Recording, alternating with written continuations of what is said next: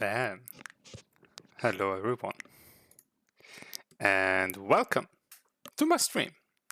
Here we are again. After some time of break, some time of pause of the stream. We're back again. I took some time off, or kinda was busy, so that streaming was a little takes time. It's a bit takes up resources, so that hello Novakva, welcome back. So that I myself am back, and regarding more of Omens, it is a bit stale from the content side of the game. Well, not many updates, so it's a bit difficult to find new content. My main stuff was this Tourney mode, where you draft and show your skill, right? I've seen enough so that I wasn't intrigued to go into that direction, but as I've seen also in the Discord server of War of Omens that there's interest to see or get help, in a sense, about the bonus quest requirements, I was motivated to come back and do something about that. Primarily, and for this stream, as my first aim, is to achieve in Chapter 5 the bonus star. So I'll assume you know War of Omens a little at this point, and so I'll try and do Chapter 5 with the bonus condition as well as I can, and also, if I happen to be quick with that, also do it multiple times, 2 or 3 times, so that we don't say someone was lucky and can't blame it on some blind luck, right? So here we go. What we will use and take and play for this chapter is the following deck. Is this the bonus battle where you pay Montefior's loans? Exactly. It is exactly that one. The first battle is against Isadora, who tries to stop you. I just play some basic Isadora deck. Ally clear stuff, but without usury, which makes it really simple, honestly. More details on that later.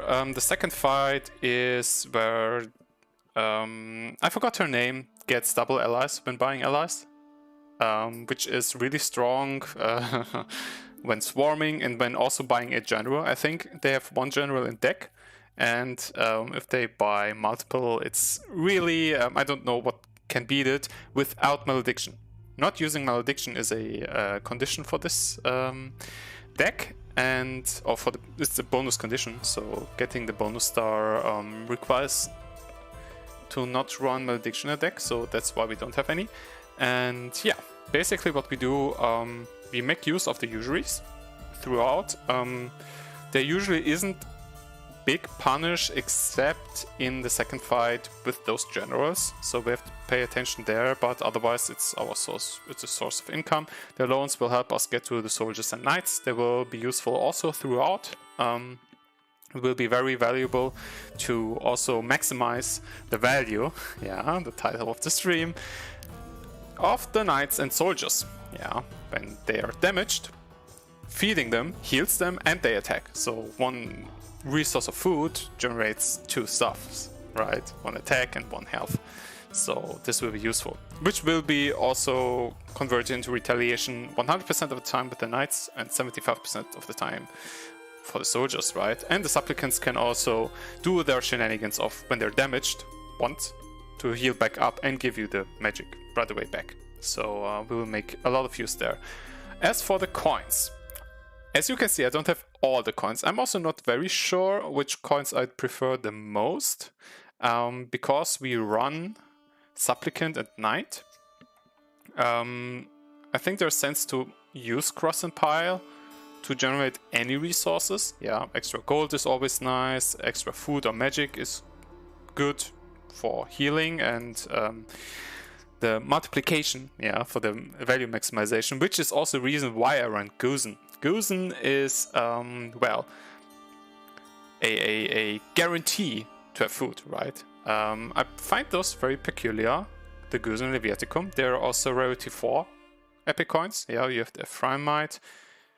Is it a rarity 3 one? The Tenkapenny is, I know. I don't know if the Ephraimite is. I don't think so. I think all of these 3 are rarity 4 coins. And yeah, Goose and Viaticum are peculiar because they don't give gold, of course. But because the food is multiplied by 2, or 1.75, it will be more value often enough than any of those other coins, yeah? Fishing coin, 1 gold, and 17% of the time, 1 magic, right? In 100 cases, we get 117 resources. This one gives us, in this fight, more. So that's where the value comes from. If I'd had to wish, I think Diviner Charms are nice. You see that I go for wishing coins the most, because we can make use of skulls and gold as well. I think Cross and Pirates might be exchangeable for these wishing coins. I wouldn't be sure if I had 1 wishing coin more, whether I'd go Cross and Pile or wishing coin, because we get more resource on average, and in this fight it's always useful. I'm not going Lascari to an Eagle, because the stacked gold does not help that much.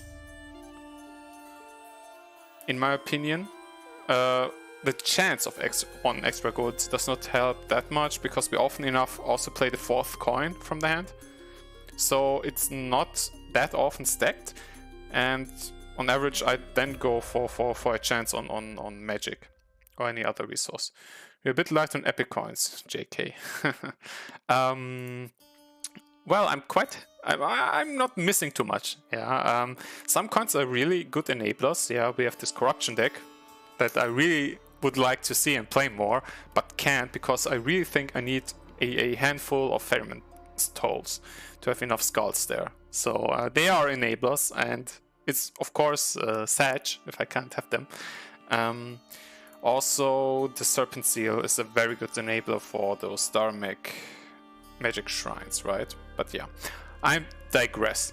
Yeah, to focus back for a moment on what we want to do is, yeah, just stack up those knights, maybe soldiers, and always heal them back up when they're damaged. Yeah, they will be attacked a lot of the times. Yeah, the decks we'll face must go through the knights. Yeah, that's also a point for using those here.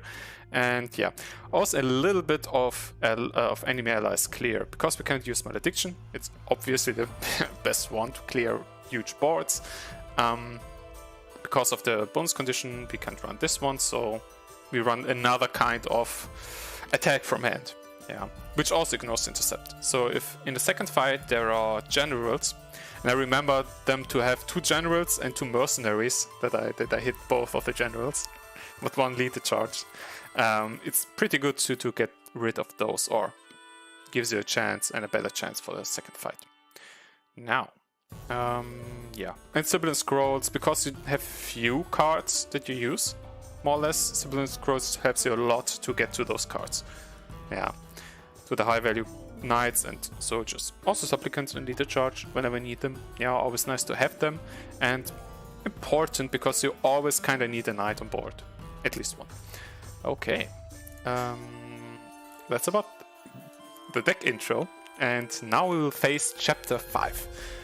I will not read aloud, because what is here, because at least up to mission 3 everything is the same all the time. So but I guess I'll take the time for the bonus battle, because why not? Yeah, Montefiore shows up at first, but then is replaced with Isadora, so don't be fooled here. You don't have to worry about giving them usuries in the first fight, because they actually have no coin generation. If they pay for anything they don't have money for, they use the magic. Yeah, and I advise also, you also have enough time to simply wait for knights to show up, because they don't rush. Isadora does not rush you down that fast, even if you give her money. Yeah, I gave her 2 usuries. I'm in no position to worry here. Yeah. I also try to not go Supplicant if they have a Malediction ready, or are able to buy it, because thing here is she heals 75% of the time. Yeah, out of 4 attacks, she heals 3 times on average. Yeah. On the other hand, the knights retaliate 100% of the time for any attack. So when she attacks 4 times, she heals 3, but gets 4 damage. So on average, every 4th attack is damaging her. If I get Supplicants and she uses Lead the Charge and they go into Supplicant, heal, just heal. And the Supplicants don't give us that much value in this fight. Also, for the soldier, they retaliate 75% of the time, so on average, they do not damage, but the knights do, right? So, optimally, you always want to have knights in the first fight, in any way you can, yeah. She's now 13. Yeah, I can spend the magic here. I'm also looking out to not give them... I think it's fine here. They got Malediction, but it's not enough attacks. And I use the Goosen here now because it's double value. Yeah. Oh, I won! That was fast. Whoa, that went really fast. Okay, that's something we don't want to see. Marshal of starting hand with mercenaries or militia. Good thing we have a Lead the Charge here. And do we get a Supplicant? No. Yeah, they also run Mayhem in the deck. If I build up...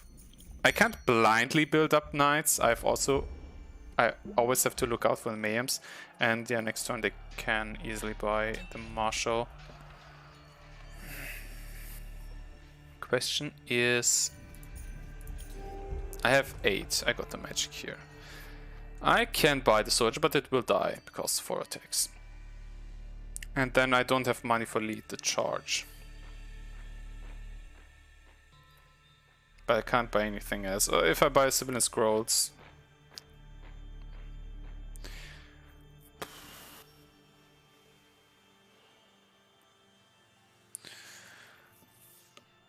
I'll try to damage them here.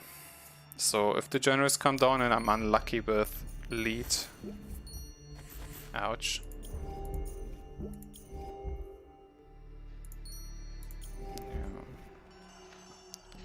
I've got 4 magic, and they have stratagem. I can clear 2 units. They get 3 attacks per turn now for 2 turns.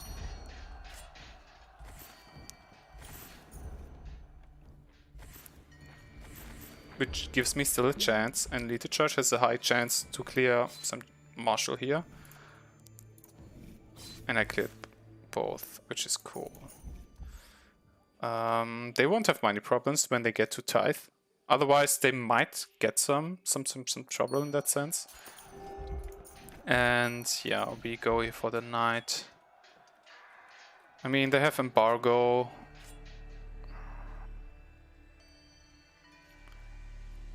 It shouldn't be too bad. They also simply hit my gold. And I will heal up this guy. No, the mercenary retaliated. Okay. Didn't find him. They have no way of instantly attacking, so I don't need to heal here. Most of these fights are BS.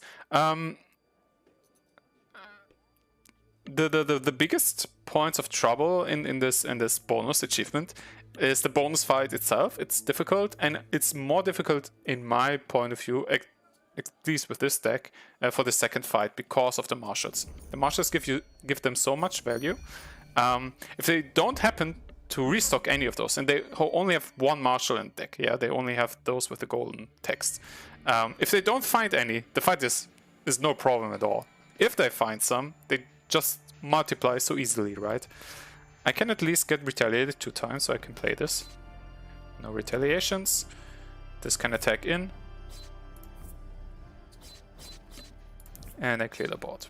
For now. They can shoot my resources, so to say.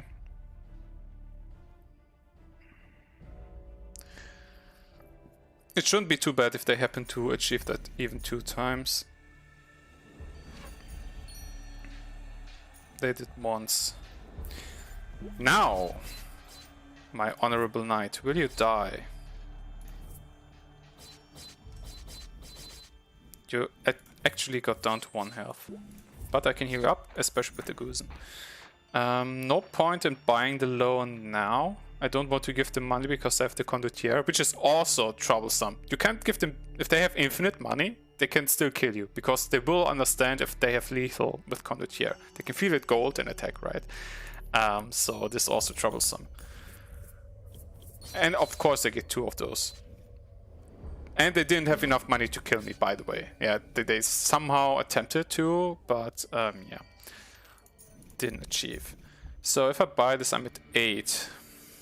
There's a chance for me that I can buy the knight.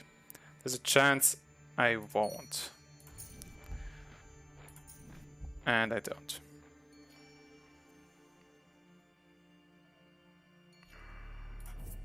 The condottiere automatically attacks, and my knight retaliates, so the condottiere dies.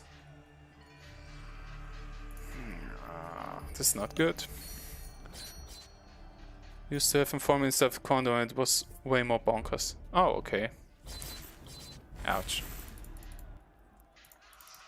First attempt, 1 retry.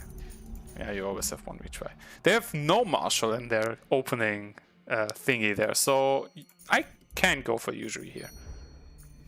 I'll even have double loan with soldier and knight.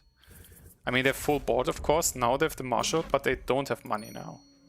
At least not enough to buy him. And yeah. Do I attack in already? They will issue 1, 2, 3, 4, 6, 8 attacks. I can issue 3 plus retaliations. Okay. 6, so my knight survives.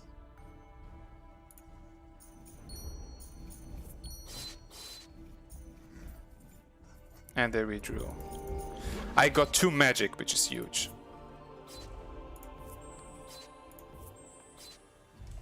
And they got all 3 ballistas. And we drew 1. Okay, this is bad. Yeah, if the fight goes like this, yeah, this way, there's not much I can do. Yeah, if they don't happen to get their marshals,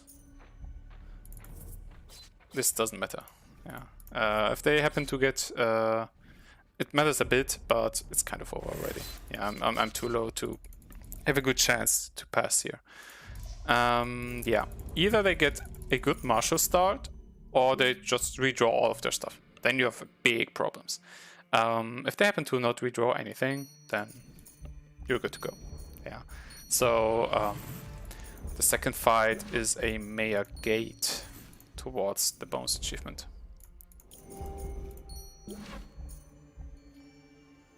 I don't need to keep lead the charge because I don't have any allies.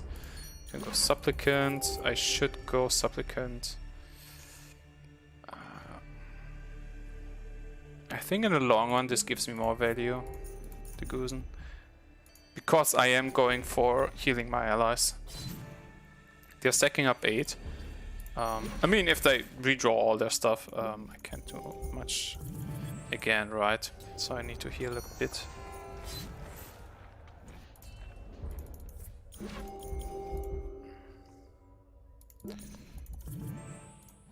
I don't find any knights, by the way. Yeah, if I start out with knights, then I'm happy.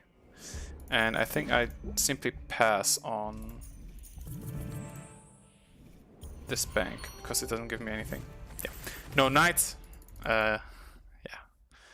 So the knights are the backbone of all the strategy here. There's a knight. Now we have a chance. And I put 2 into the deck, right? So, yeah.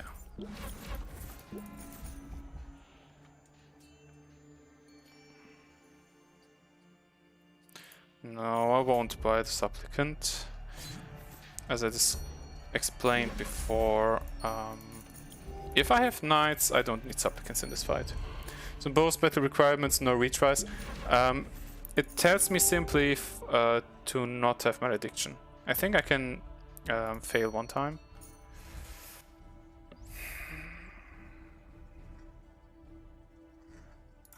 Yeah, I'm giving them money. They can get to the malediction anyways. So the question is... Yes, they have enough to kill the knights. I will wait one turn, depending on what I draw. Cool. So I have a improved chance to hit the knights here. And got all three even. I can buy the lead to charge. I can also simply wait. I have 12 damage ready. Is this it? Yeah, this is it. See, if you get to the knights in first battle, it's no problem. Yeah, and because it is the first fight, you don't get into too much trouble. I should have healed because they buy.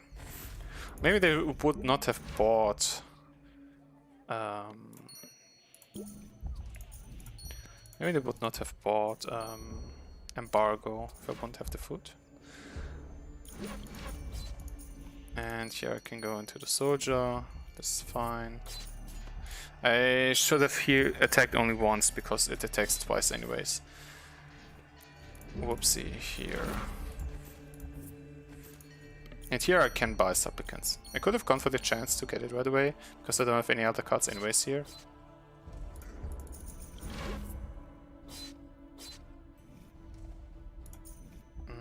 They don't die necessarily because the soldier... No, the soldier does not intercept because the knight has more health here. So it intercepts both and attacks both back. And both are gone into the decks. Okay. Yeah, I can give them the usury. I don't need to play the loan yet. I can keep it for a better draw. Or as soon as I get something to buy. And I have Stratagem, which is also a very good card in this game. I can heal it twice because Supplicant gives me one extra.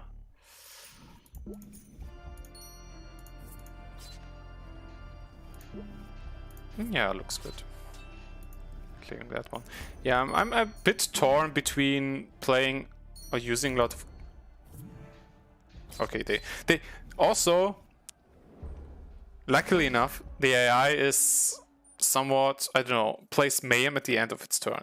Always, yeah. If they have a full hand of allies, they just play first all their allies and then the Mayhem, if they can. I don't know if I should be happy or sad about it, because it helps me. Helps us all for those bonus requirements. There's another Mayhem. I will buy the loan, so I have the money for the next turn. Because when the Mayhem now, everything's gone and I just reload. Goose.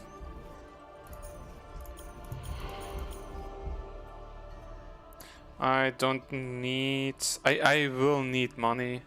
Because I'm in the negative, 10 times 2, 20. Essentially. If I play this, I don't think they can hurt me too much with the condo. So, yeah. Oh, there's another Mayhem.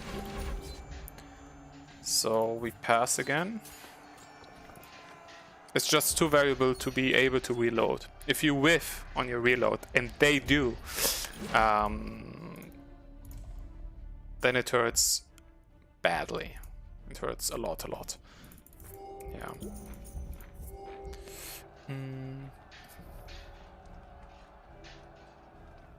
I think I'm good here. Because I'm with the usury paying back my loan itself, I have 5 times 2 minus 10 over the next turns, which is fine. And I know they destroyed resources of mine, but this is fine. I'm stable, so I'm not worrying too much here. And the cross and pile, the 22% chance gain a random resource, gave you food, which is cool. Yeah. 3 out of 4 times it's an attack token, and I have 13 magic, and I win. That's the second fight. Yeah, got through once. Now I'm losing all my resources. Here, it is cool to have usury. Don't forget to heal at the end of your turn, because you won't keep these resources. I know they got stuff, but I'm getting my money. And I'm getting the knight, of course. I can attack with the knight. Heal it up. Because I have Goosen, I have safe food. I can heal it up again. Yeah, double the resources. No resource at the end left. And now I don't have extra money because loan is paying usury. I have a chance for 6. And I don't hit it. So I just buy scrolls because I will lose money because of the hero power. Yeah. Extra resource? No? Okay. Here I'm also a little torn whether to heal to have a better chance on extra turns or to attack to be done quicker. I like to heal a bit more. Oh, did I forget to use the food?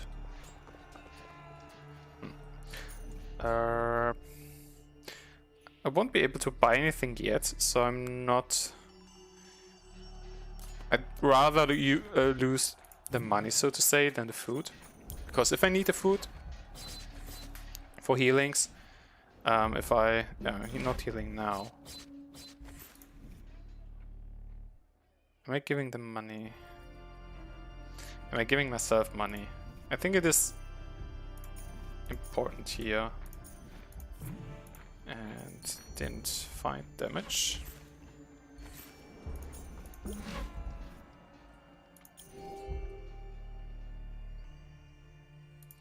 Might need the extra money. I'm not finding my knight. Yeah, I played the food first, which was bad. Do I hit the marshal? And the soldier. High rolled there. Cool. I have a little bit of breathing room. I can get you. Do I get the knight? I do, which is huge. Lead the charge. 1 catapult's even gone. Can I give them money? I think I can give them money. So I don't need a loan to get another knight. Sweet. And that's it for my turn. I'm back in the game. Yeah. That's not enough to buy me the knight. So I'm getting the supplicant. Using my magic now. I think I'm stable enough to go for attacks now instead of healing. For the regarding the use of my resources. Is there anything? There is stuff in here. There are usuries and loans. I'm at 9.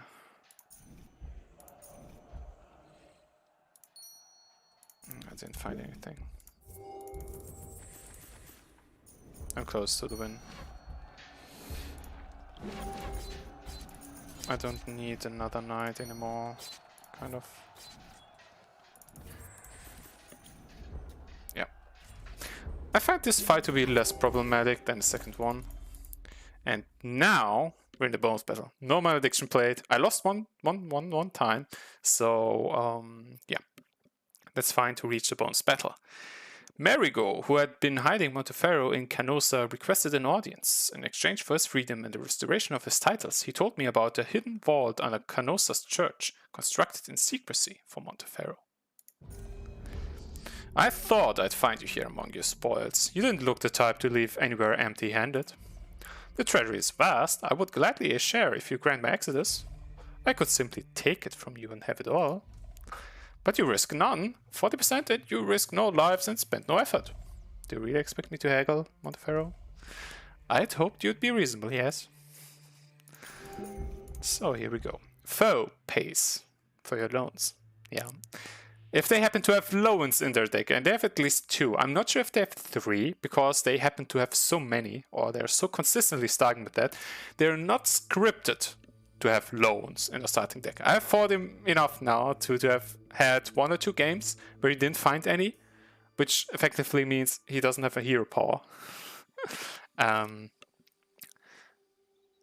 So yeah, the biggest problem here, if he gets a lot of loans, and which deprives you of your money, of course, or he gets enough tributes in his deck and redraws them often enough to simply grind you down.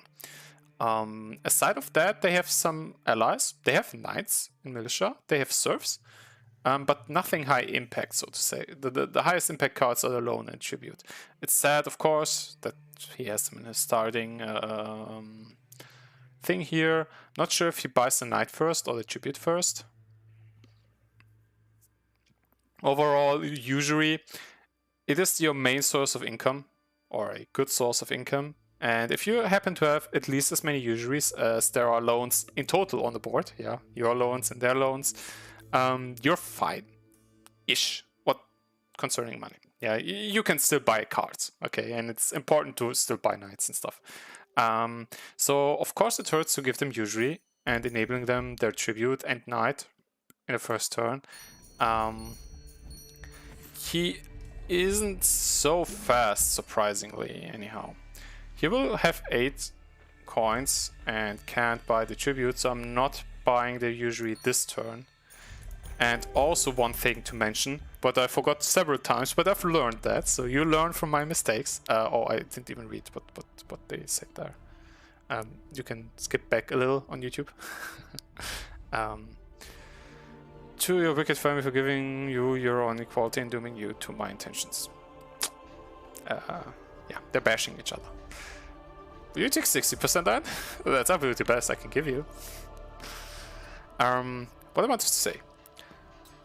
Do not buy the knight first and attack, because retaliations will result, or with the militia not always, but still may result in the knight being cleared.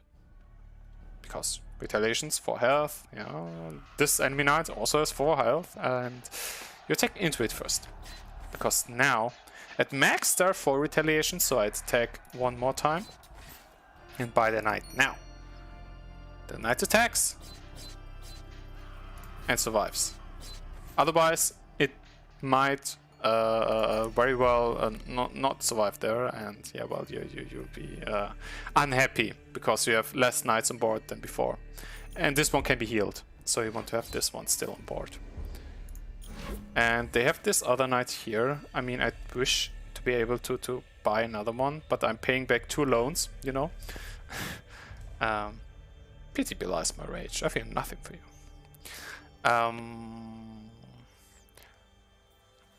You still cannot buy this knight. You can buy the serf, but not the knight. It's also helpful to me if they buy serfs, because serfs do not retaliate, so I can heal up my knights before they go further into attacking of the enemy knights there. By the way, do I heal? I do not need to heal it now, but I do need money in total. I think money. There's also a thing about Gusen and the other coins. As soon as you don't have money anymore, it might be more valuable to go for the Gusen. As long as money matters, I think you should take the money. Yeah, I mean, I had a choice between money and Gusen, and this is fine here. And they won't buy the serf. I mean, they have the turn first, and they can loan it to a Knights of Tribute now. Which makes you a bit more under pressure. And because they have enough money next turn, I can buy the usury again. It has less impact now than it had before, and it is a revenue stream for me to withstand those loans that there are on board. Question is, do I heal you already? Because you will be cleared anyways, most likely.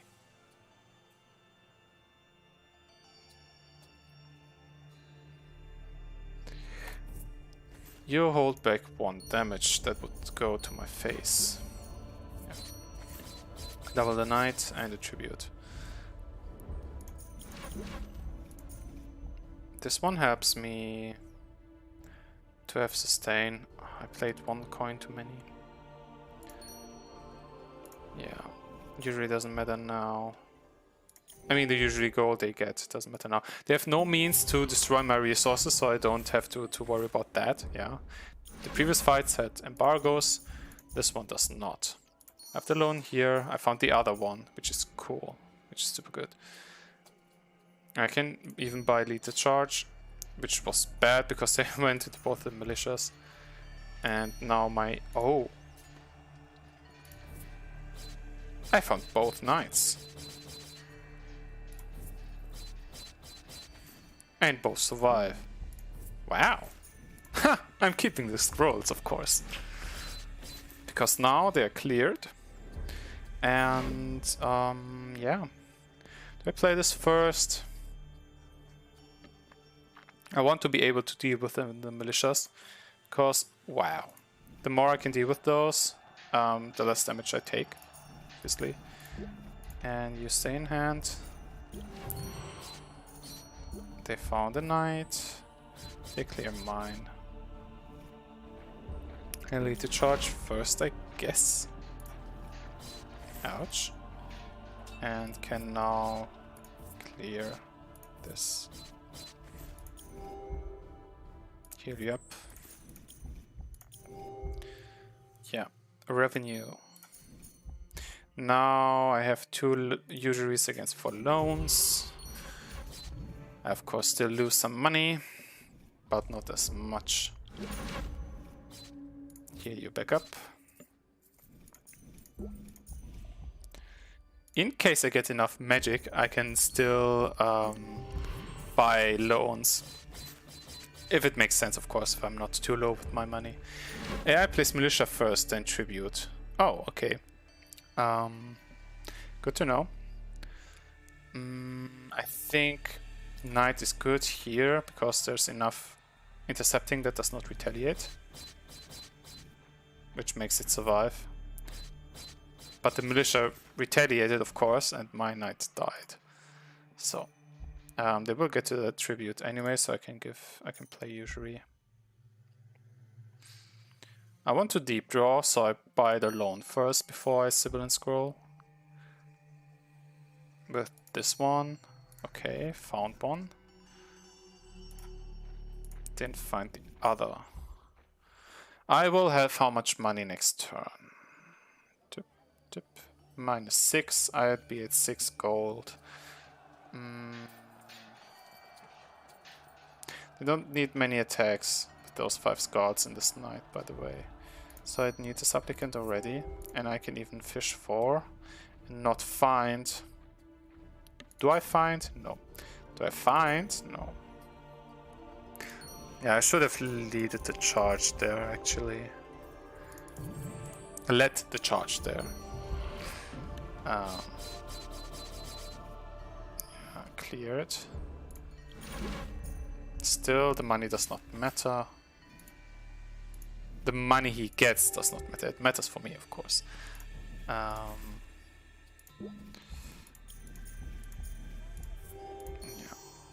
I'll be waiting a turn because I draw 3 and can draw deeper into the deck. And I'm dead. For 1 health. For some reason it gave me a continue there. Also, for some reason, I don't know why, but at least at this bonus battle, it lets me restart every time. I don't know if that's a bug or intentional.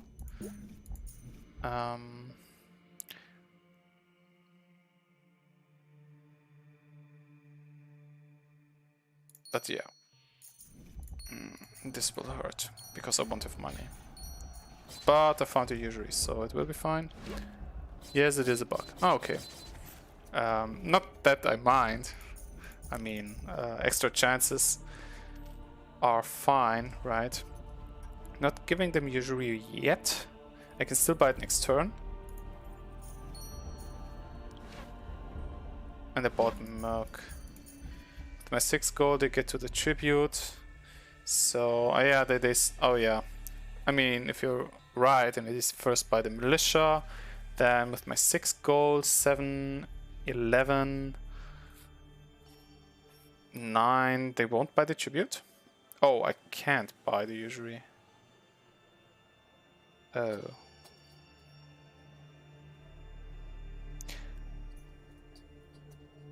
I'm not trying to high roll it.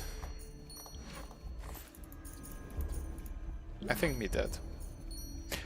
Yeah, if I always get to the bonus battle, stay at the bonus battle, then well, I don't mind, right?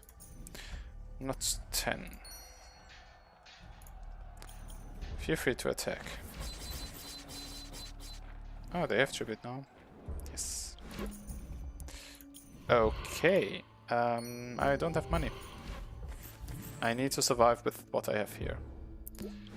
I play you because you don't always retaliate. Then play you. Then heal you. If soldier doesn't retaliate all the time, then the knights don't retaliate back, right? Similar with the merc. Yeah, non-retaliations help me on both sides. And I heal you back up. And hope I'll get out of this swamp of no money. Because now I'm at -9, right?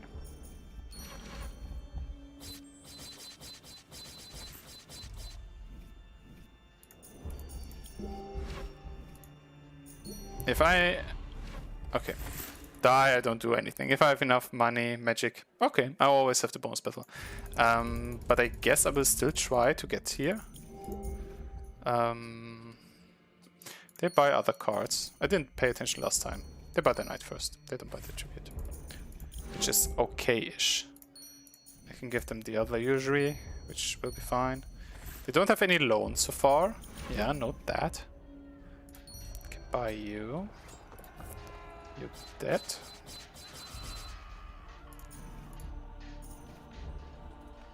They have no loans so far, so they don't have any hero power so far. And clear them, Honorable Knight. Cool. I have money! They don't have loan, I have money.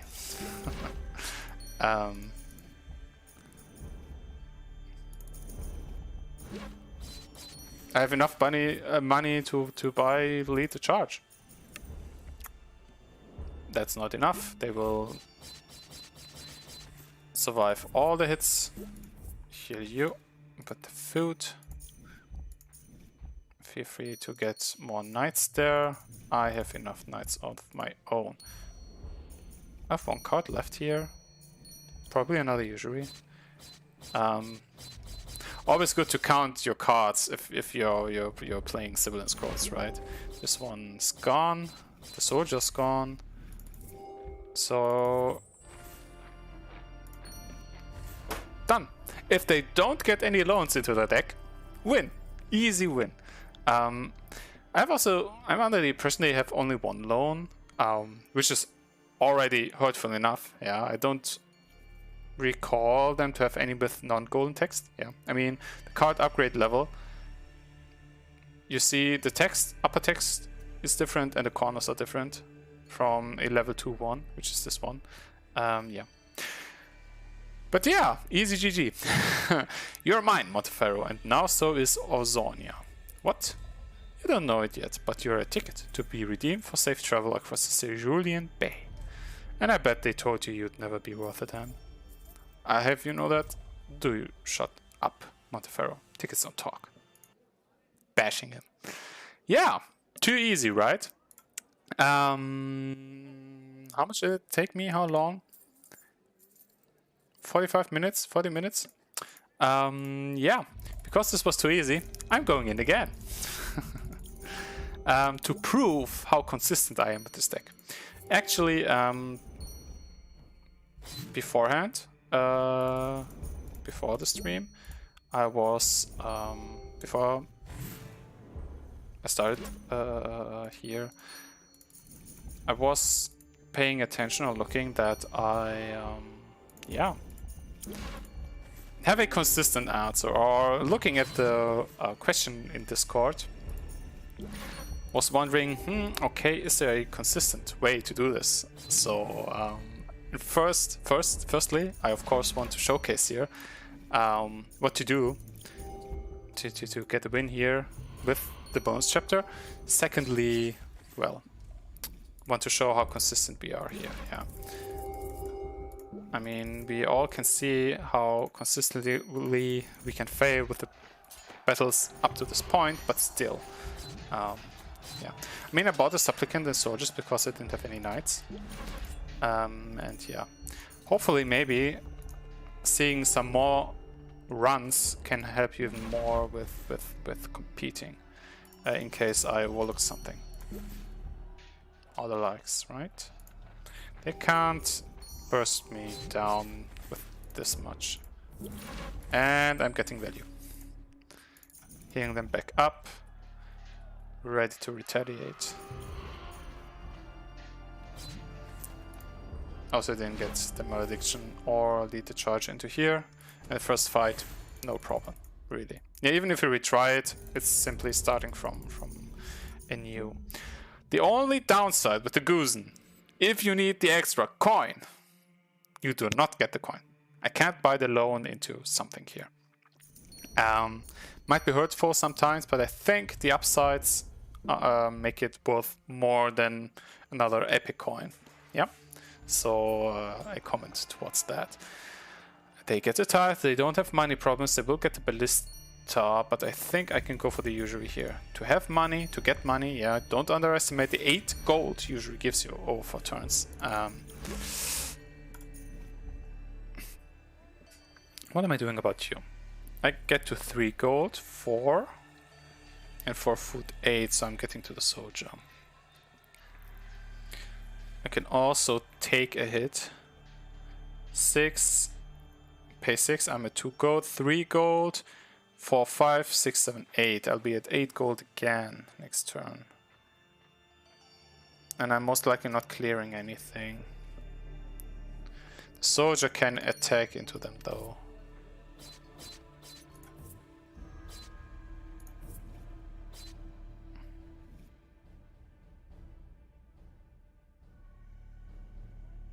It does not always retaliate.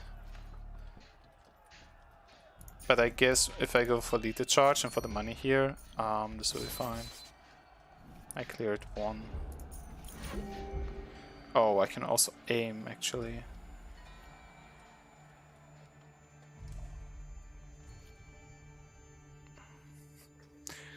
I was going for the lead the charge but got 1 magic.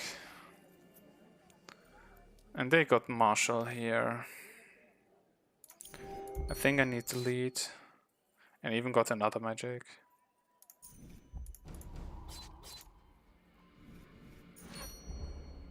Yeah, they got they even got both mercs back. This will hurt. How much? 4 times 3, 12 attacks.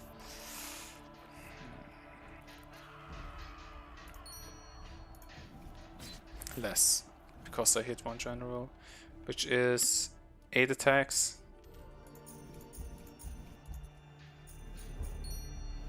Ouch, they got my soldier with the deceit.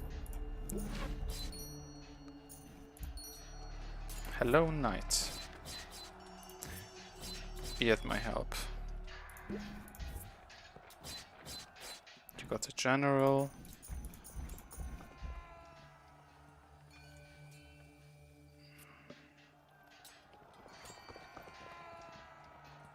I'm not buying the usury because it will give me more draws next turn after the knight is gone.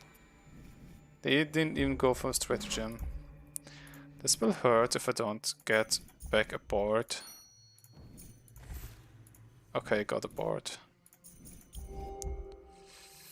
Because I will buy the ballista and have a lot of attacks, but I can retaliate often with 2 units on board.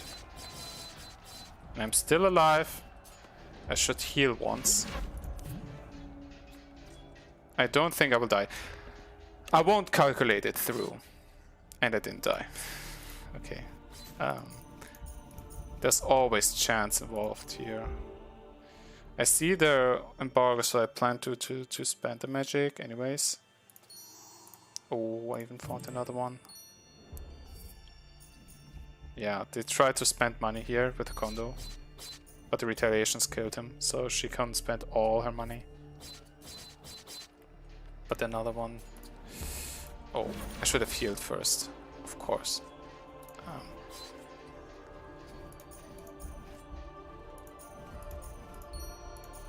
Nope. These are 6 times 5 attacks. 30 attacks. Yeah. They all go through anyways. Doesn't matter if they die in between. Oh, it does matter. Oh, retaliations matter. I thought they also activate when they would die. But maybe if the general dies, it does not activate again. Yeah, anyways, the second fight is the most troublesome. And I can't get to the usury because I run Goosen. Sadly. Better safe than sorry. Attacking in first.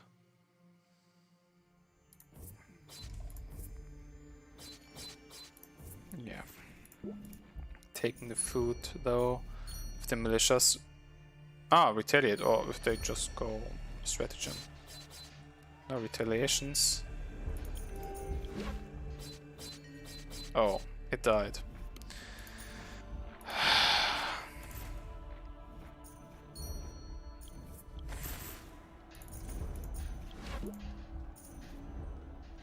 I'm not dead yet. And I can't buy the knight. Can find one. Militia retaliation.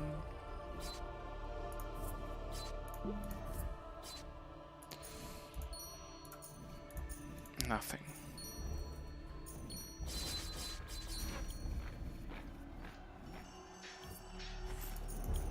Yeah, that's kind of it. Yeah, let's try again. Yeah, not journeyman, not journeyman. Wrong button. Grandmaster. Yeah, in the middle it... Oh, I can end my turn before the text. Oh, I can. I won't lose a turn here though. Keck. I didn't know that I can end my turn already. Wow. Oh yeah, actually, you can, if you don't have any knight in bank in your first turn, you can simply restart the battle. Because it is way more comfortable to do this fight when you have knights, at least 2, over the course. Oh, I have a supplicant even. He shouldn't have done that so fast. I'll give them a little more money. I'm not trying to ridiculously optimally play this, because I don't think it requires it as much as the second fight. The second fight needs the most of attention. The last fight is like, okay, do they have enough loans or not? But the first one here, this one's fine. Did I buy another one? No, I didn't. It was one from hand.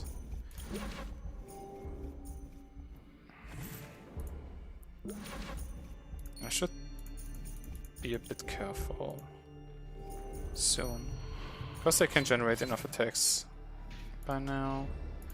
Knight. This one I want. I just hope they don't get a melee malediction. They had enough magic but bought a malediction by that, for that.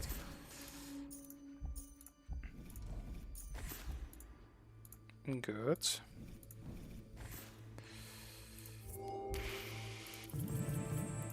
Better be safe than sorry. Also, this food I can convert to magic, by the way. So it's even more worth than one gold coin. But the question is how much more. Not about gameplay, but do you know how Easter and Estrada are related? No clue.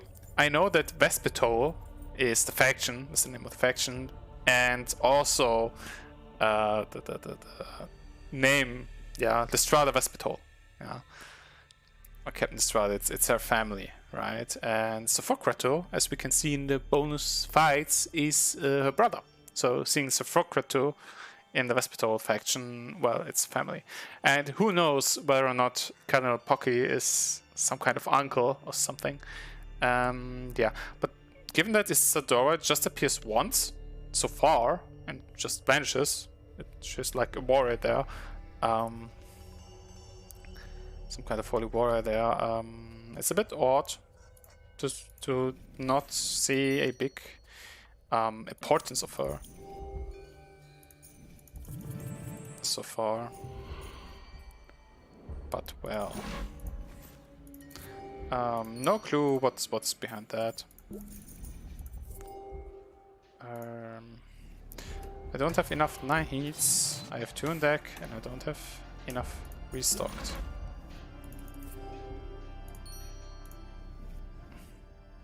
I can actually try to go for an infinite here. This is the second win con here. Either you have enough knights, or you get to have infinite here, which you can achieve with lead to charge. As we have more than enough money, we don't have to accumulate enough attack, so to say. 9 coins, yes. With so much gold, she also does not run embargo as such. I have all coins in hand, and now, if I survive this turn, I win. Because infinite. I think I have 2 liter charges.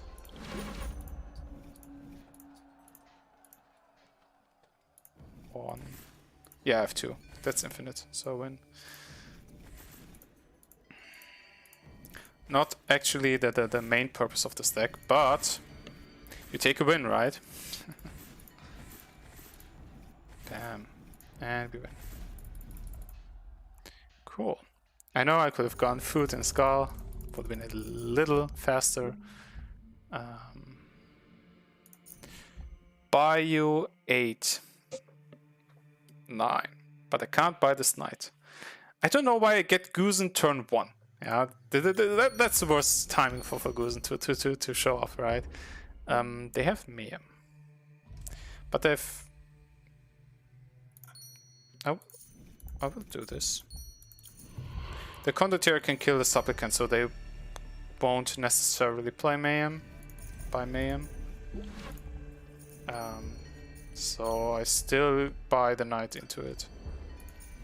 Skull.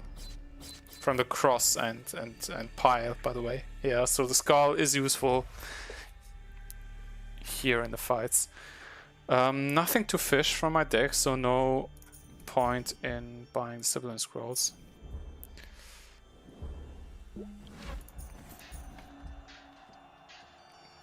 They have a marshal, so there's an incentive to get this. An hour later. So I don't need to use so much food for that.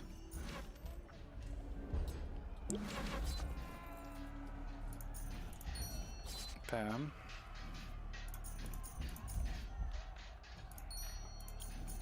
Oh, loan. Yes, another one. I'll be -2 next turn, so I should be able to buy the soldier.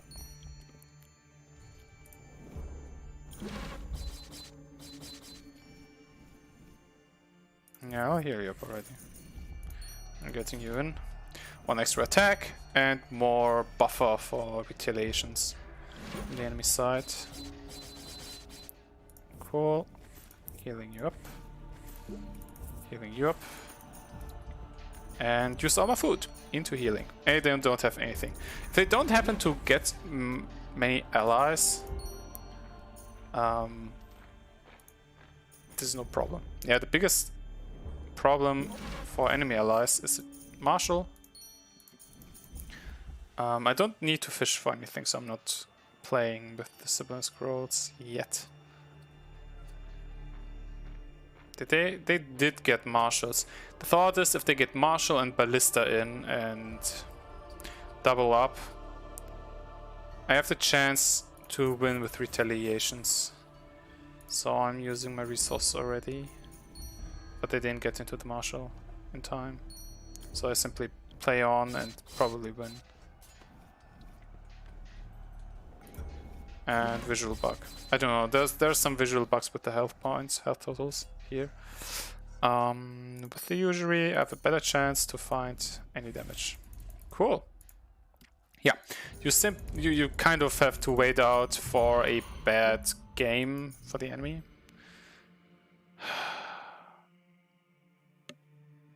To win the second fight.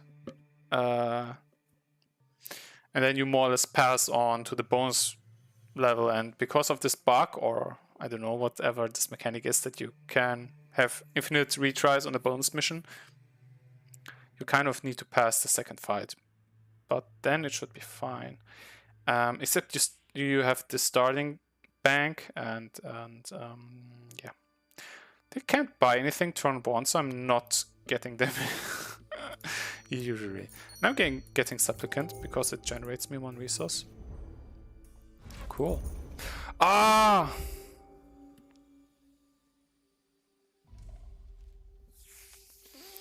I forgot their hero power. Whoops. This shouldn't happen to you. Whoopsie daisy. Here, attack into the night, it retaliates. I can heal the Supplicant with a magic, and because it says turn, feed, magic, I get the magic back. Magic. And I use it to attack because I lose the resource anyways. You shouldn't lose money like this, right? And food and magic. I had everything. Oh, I got it back.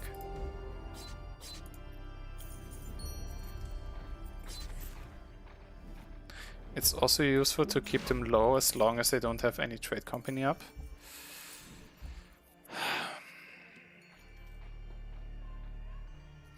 If I wait a turn, I'll have 2 go, 3, 4, 5, 1, 9, 10, and can buy a knight. So the knight is more useful than a soldier. Even if I lose this 3 money. And I got the second loan even, so I can buy 2 things actually. They won't get any food, they can't get the marshal, they don't get any double allies anymore, of course. So yeah, low 1 into the knight.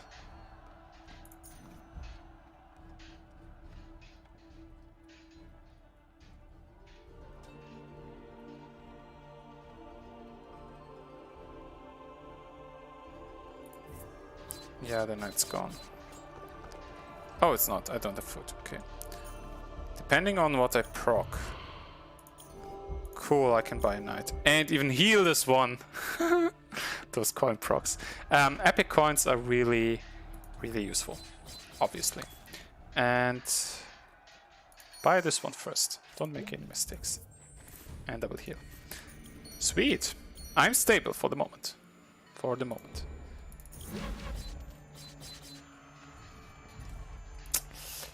This hurts. And they restocked. And I'm not stable anymore. What I wanted, okay, to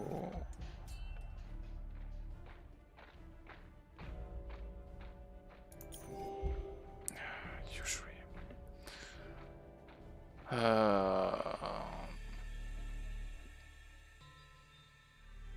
I think it's firing them up too much.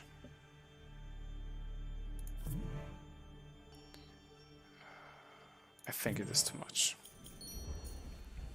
But I wanted to comment on the difficulty for the bonus fights. I definitely think you kind of need epic coins for the fights to be more consistent, to have more resources per turn, and so on and so forth. And yeah, in terms of difficulties, it is the 4-star requirement, right? Grandmasters 3, there's no problem for me to do Grandmasters with some kind of deck. Yeah, no bonus condition, you simply do your thing.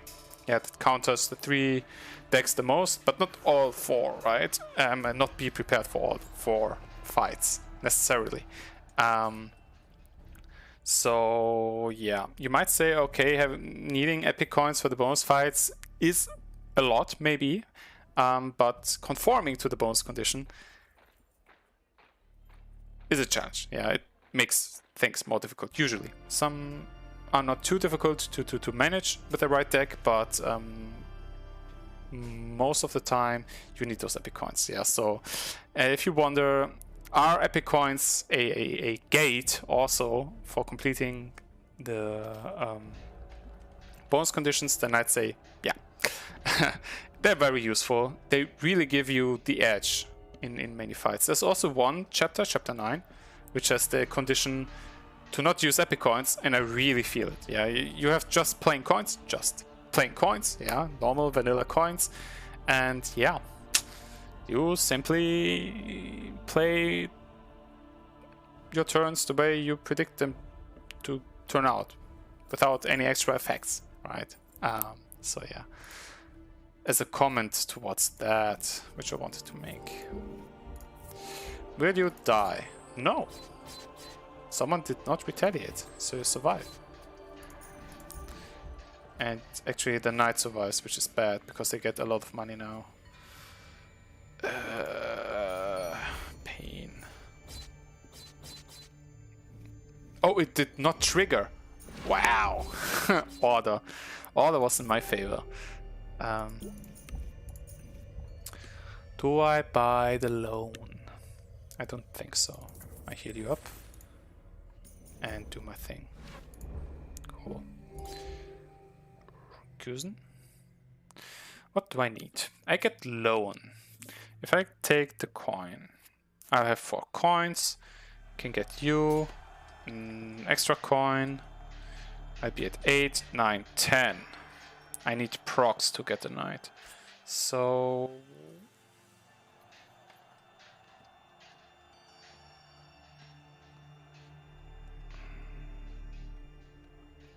17% chance, 34. In 1 of 3 cases I get an extra knight.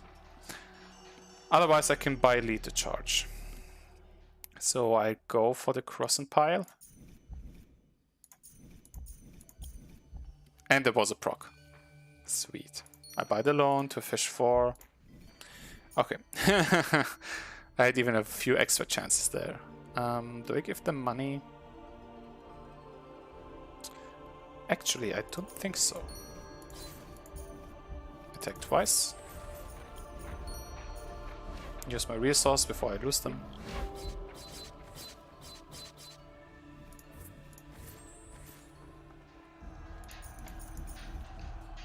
I know I'm in the minus, but I'm at least not losing money to the hero power there.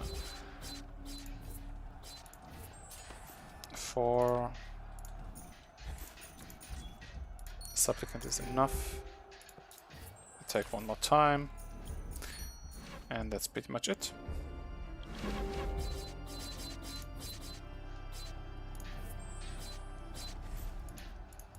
I know I didn't heal up a knight, but this attack was enough. Okay, don't be mad at me. No malediction played. And here we go again. Round 2. Or attempt number 2. For getting you. Monte. Pharaoh.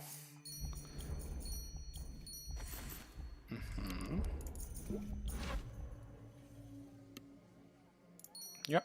I need a knight. I didn't have magic to attack into the... Oh. Into that knight. They have serve. If I attack in, they retaliate. Back. Forth. Back. 2 health. Forth. 2 health. Back. Then the serve takes a hit. Because it's a cheaper unit to be discarded in case of a health draw. Which means I clear the knight and keep mine on board. Yeah. Maximizing. And sadly it got cleared because they have Bentley crowns. Yeah, I take weakest. Yeah. That's a way for them to have extra attacks on me. I can't buy the knight.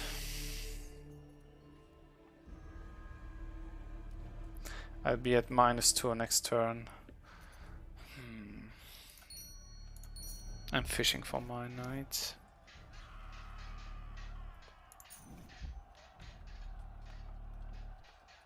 I'm going for magic because I won't have enough money soon.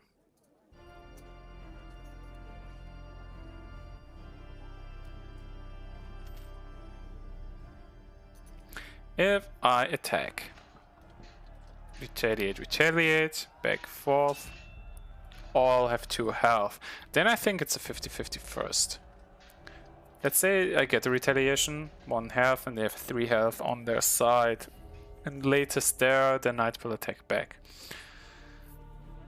If at the 50% chance there's no retaliation, this one stays at 1 health. I can attack in again and then it's cleared. I don't think it's worth to attack in. I think I can do something with this money still.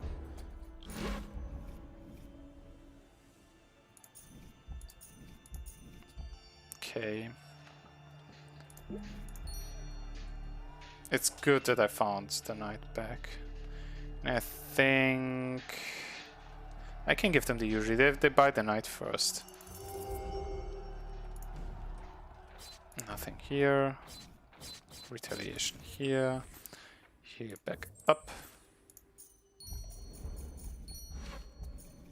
Yeah, 2 knights. Diviners first for a chance for a redraw.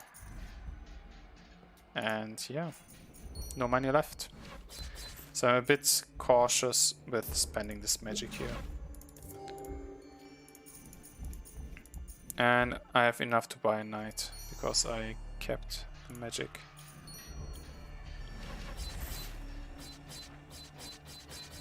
But I think they have too many knights and loans there. So nothing here. Yeah. And I always have a continue because it's scripted in some way, intentionally or not. I need the money first, so no Gusen. Yes, they buy the whole bank. I buy another usury. That's not high pressure, yeah, to initiate attack. And the bantling crowns, of course.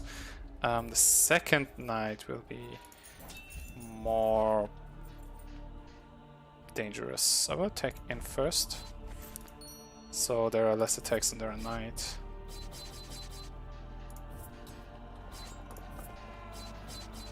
And it actually saved my knight. They can't buy this one, so I will heal this anyways. It stays on board, it got attacked once, yeah. Guess I will go for the soldier here. Got 1 magic. Got a skull from the crescent pile. I can heal you up. Heal you full. And go for maximum value of my knights and soldiers. Right? Heal you back up. I thought I'd leave for a moment because I had like 8 resources, but gold does not hurt. Not the enemy. Ah, they got tribute. They can stabilize here. Which is bad. Didn't find anything. Ouch. I can take out some retaliations here.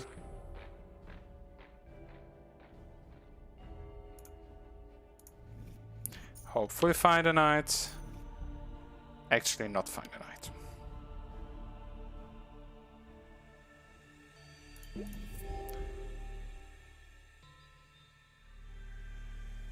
I was thinking about lead the charge.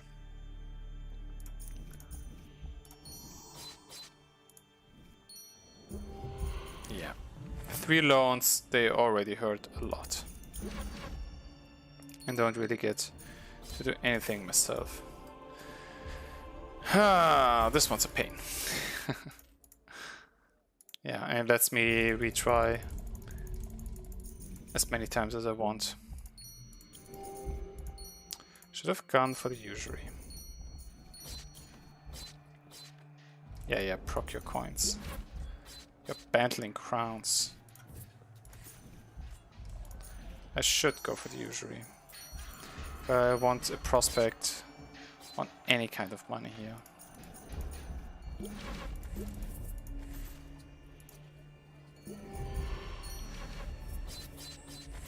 Yeah, they got quite some tribute procs there and 4 loans, so I won't have any money anymore.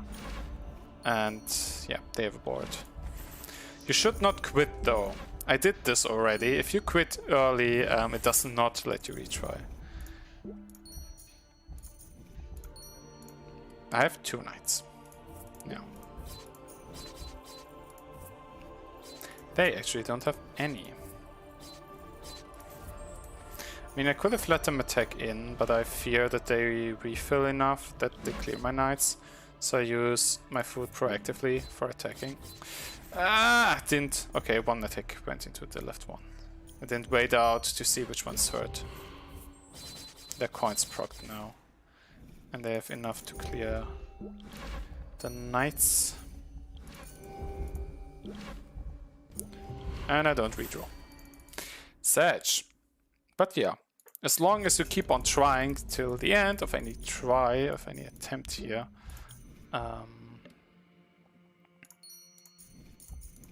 I can even start with usuries. I know they buy everything, but latest at turn 3 they buy everything anyways. So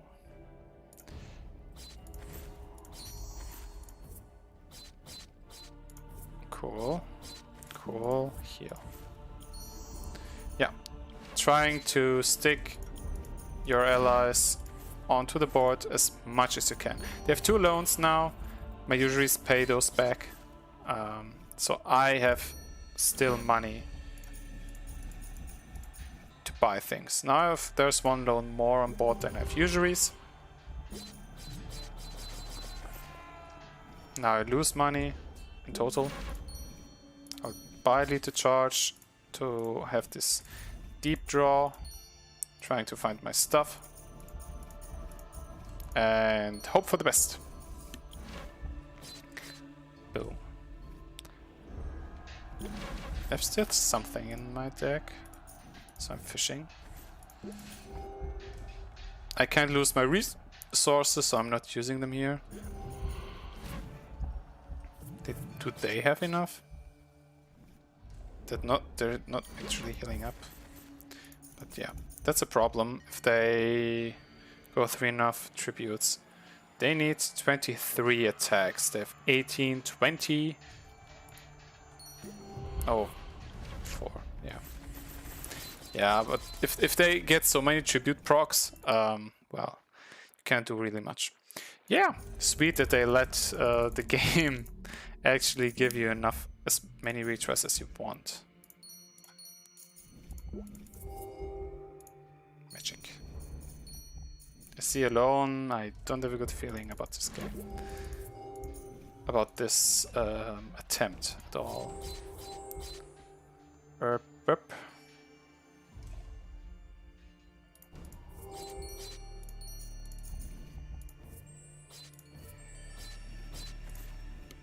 You will be healed next turn.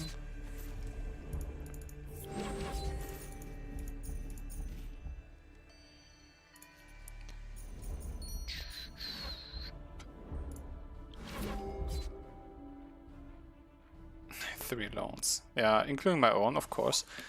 Of course, these loans give me my money back as soon as I play them, but these won't. Let's see what happens.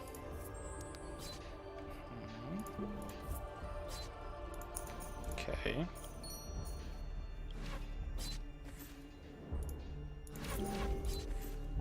Actually, I should not have attacked in because I don't think they have enough stuff to threaten to clear my things. Except if they draw into the knight, which is the bummer. Now I have enough magic to deep draw for the soldier. The loan does not matter because I'm below. I have more than 8 coins stepped anyway, so it does nothing. Literally nothing. While the soldier does something in protecting me. 4 attacks incoming. Yeah, that's the question. Whether I keep the magic for more buy power. It think I do, because I'm in range to buy a knight, if not two. If I buy this loan, I can buy this other one. I'm at 8 gold. Can buy one knight.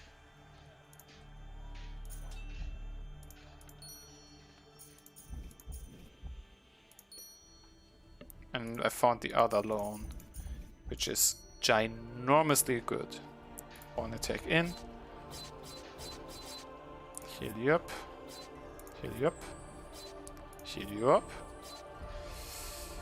And wait it out.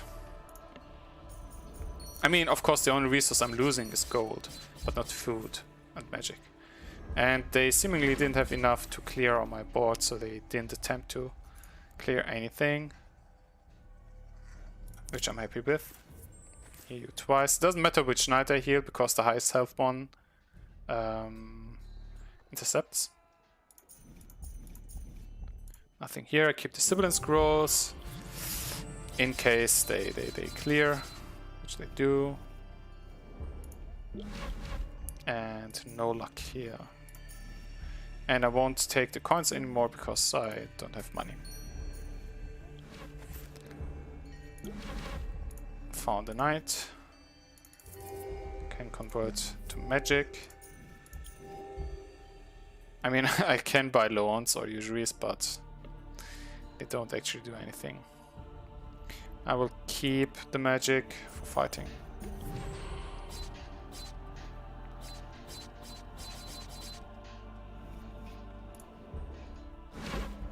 I found the loan. It simply draws for me.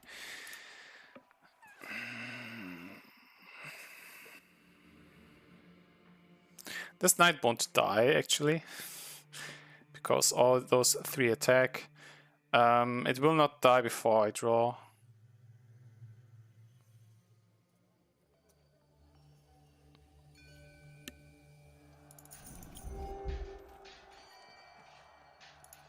Yeah, no, it will die, because the serfs do not intercept before they are low.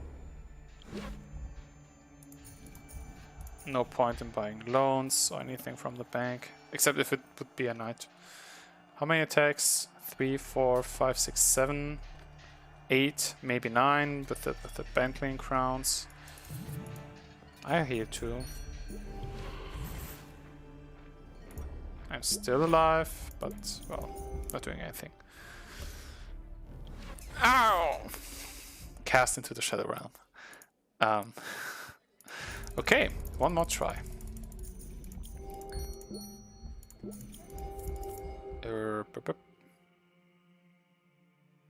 Yeah, I will usually them to have money. Ouch. 3 procs? Seriously, bro? Ouch. Lead the charge. Ouch. Where's the supplicant? Here you are. Pew, pew, pew, pew, pew, pew.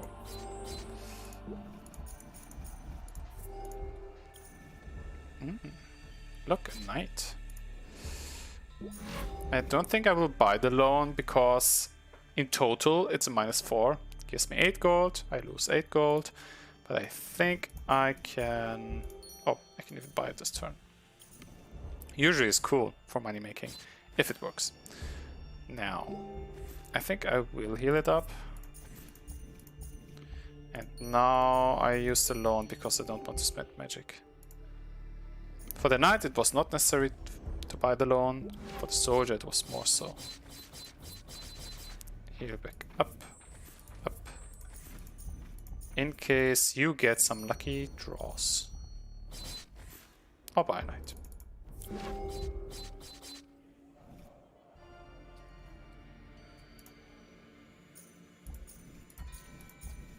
Yes, I will buy you with magic.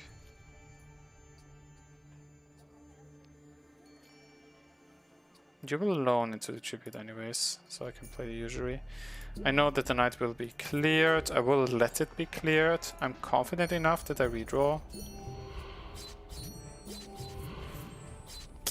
They got 2 tribute procs.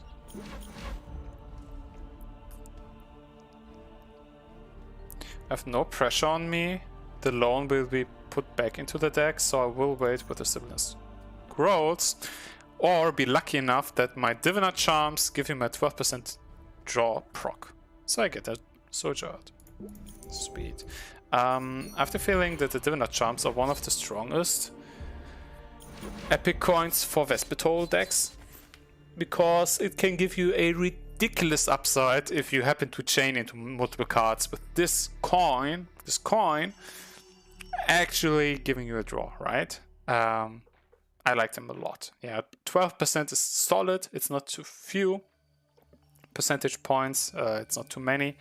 Because more would be ridiculous, I think, and less would be too thin. Yeah, I already have the feeling that I'm drawing rarely extra. 12% chance, 1 in 8, kind of. Yeah. Still, in this fight, I like the wishing coins more. I have one more, right? I always, if I find them in packs, I always take them.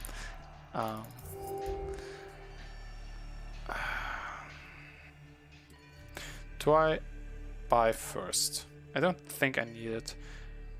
Yeah, I have 7 coins in deck. It's a 50-50 for each of those cards. Kind of. It's not a 50-50 for each. But I'd be really unlucky if I don't find anything. I think I'd rather have the soldier in. Ooh, I can even get the lead. Here, yep.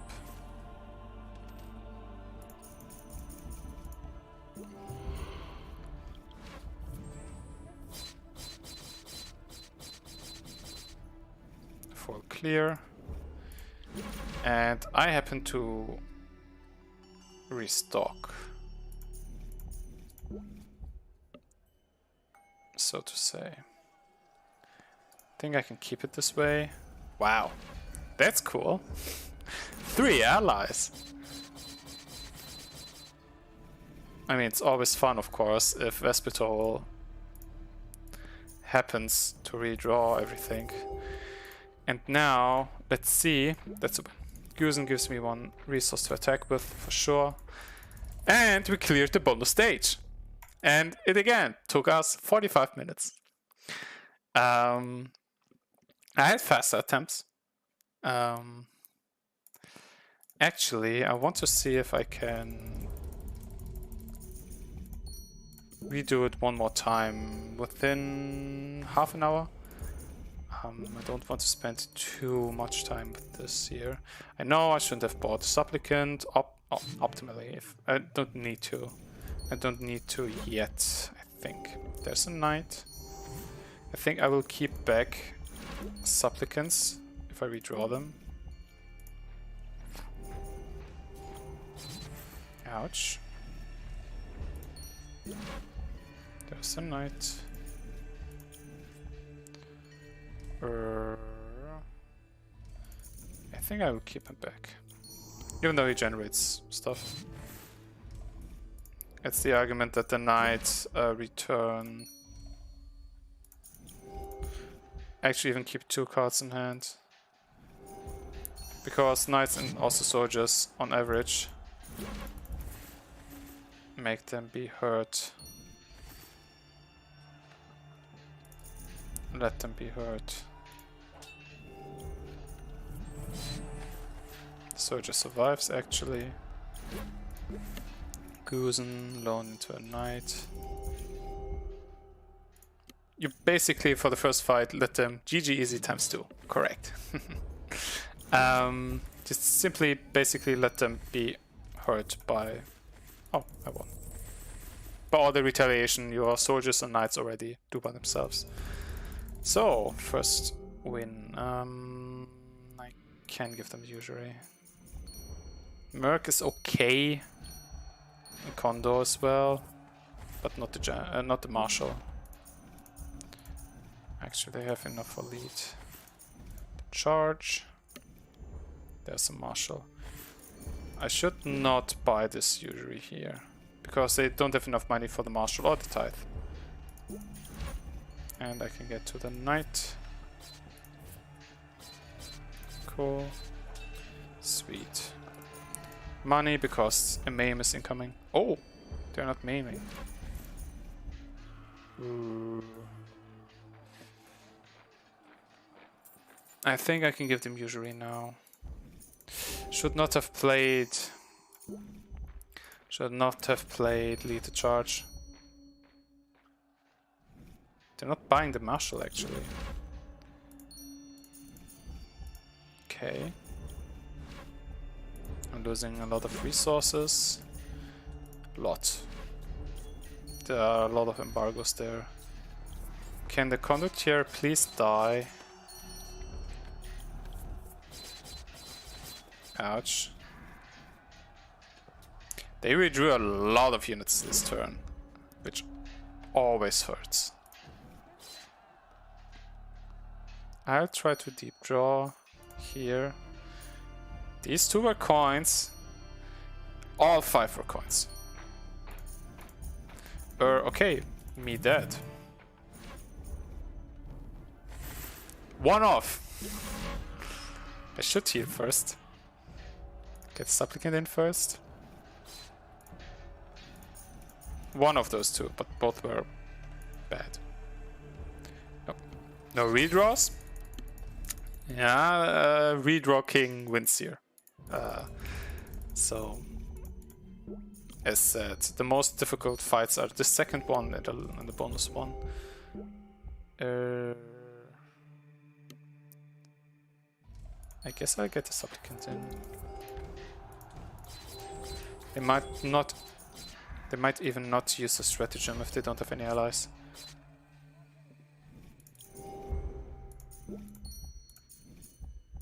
I'll get the knight in as before to bait out the mayhem, because this is a kind of weak spot or a weak timing for mayhem to come in. Here's something I don't teach at Jeeves.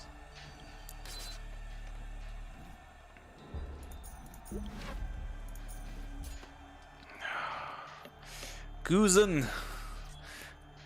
Not giving me the knight this turn. So... oh, wait. Second fight Pietra is basically fertility offering on steroids. Yeah. Kind of. Yeah, double allies is pretty powerful. Yeah.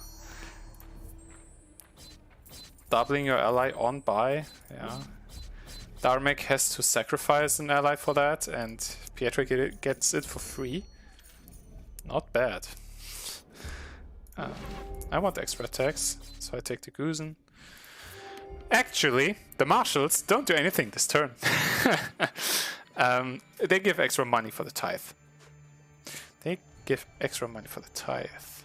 They will buy tithe anyways, but they don't have any money problems, so I'm not attacking them for this reason.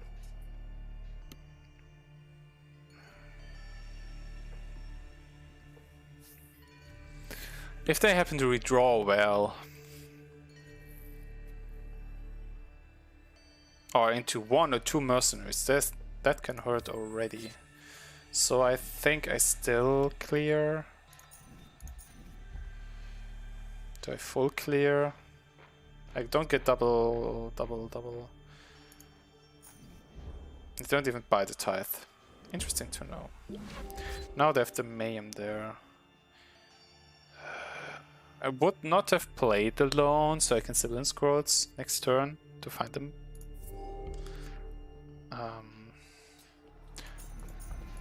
But guess I'm passing on the Sibyl Scrolls then. Yeah, and they also play mayhem at the end of turn, but I don't mind, right? Knight, Lowen into another Lowen. I can usury them. Buy the knight with only gold, and I think I'm happy with the food now. I think money is not that impactful anymore for me. Not as impactful as food will be. Okay. What are the retaliations? None. None. 1. Heal to full. And here I can maximize my value by letting it just attack. I've no fear that my knights will die. No big fear. There's always the fear, but no big one. So I can heal them back up. They won't die, so I can play some additional things already. Oh, I had a skull. I'm not used to have a skull because Cross and Pie is the only source for skulls in this deck. But if they happen to be there, they're a bit better than using food or magic to attack with, right? Because they are reserved for healing anyways. Ouch. Resource gone. I think this one is pretty on a pretty good way. 4 knights on board with an enemy that can only attack manually, only with allies. Yeah, this is cool. Getting the Goosen right away, so if I redraw into the Goosen, I'm happy. None so far. Goosen, heal. Do I redraw? No. And I can usually them. Money stream for me. They have a lot of stuff, I know, but I have a lot of stuff myself by now. So I don't care. Get that in, get that in. No point for the loan. There's nothing important to redraw. I have one. I have Goosen, of course, and I have one Sibyl and Scroll. I mean, I have 2 cards in hand, so I play 1 loan, but the other one, I don't need the money now. I don't need to redraw anything, so I can pace out the money I get to a point that it is actually useful, like right now for the soldier. If I don't want to use magic for the buy or play cards for that. I want to heal you. I want to heal you. Goosen. Now I redraw into it. Heal you. Heal you. Everyone's full life.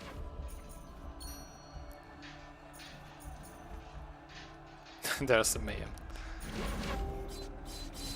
Actually a mayhem. Nah, I just could have let retaliate. Not max value. I'm so confident that I'm not going for max value. Believe it or not. Oh, I should not have played this because it gives me an extra draw. I won't stash it because they have embargo. I might lose this attack. Ouch. By the way, 16 cards in deck. 7 are coins. 9 are non-coin cards. We draw 1, 2, 3, 4. How much money I'll have next turn? This neutralizes. I'll have 8 gold. Nah, I won't attempt infinite. Because it might actually lose me the game more often than going for the classic way.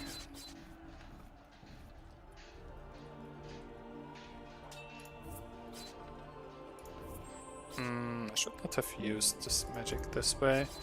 Can attack manually. 6 attacks in. 9 health here, so they all survive. There's even another mayhem. And I finally win. Not sure if I had lethal last turn, but at least I had lethal here. Now I lose all my resources. Don't forget this. Yeah, if you buy loans, I don't need Goosen in my starting hand. It's good during the fight, but I don't need it in my starting hand. Because now I can't buy the knight. Turn 1. Wishing coin, loan 8, coin 9. Not in my starting hand. Goosen, not in my starting hand, please. I beg you. Yeah, wasted the turn. If I go for the usury first. The usury is 3 gold, which is cool. So I can always buy it, even if I get Goosen in hand. Oh no, I can't because loan puts me to -2. didn't think this through. What happens here? Oh, I get usury. Proc. And I lose my food anyways. So I use it to attack. And they get the knight.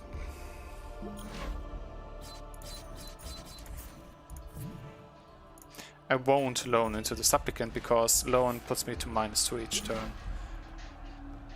I think I will wait here. I hope that my Diviner Chance give me procs, and I'm well aware that I'm not doing anything aside of waiting per turn. If I don't make use of the money loan gives me, I just lose it to the hero power, so... I can buy here alone. Get you out. No procs, I'll be at 8, 9. I might need lead to charge because of the banker.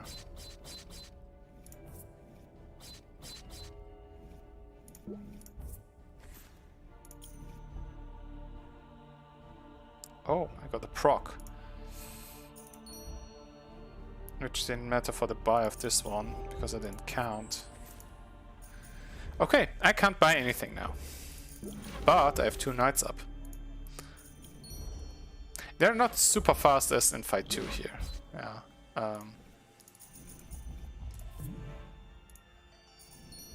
I keep the charge in hand. For when a banker shows up. I don't lose money to the hero power because I got loans that I played. Banker is gone. I can heal you up. 0 resources. Heal you up.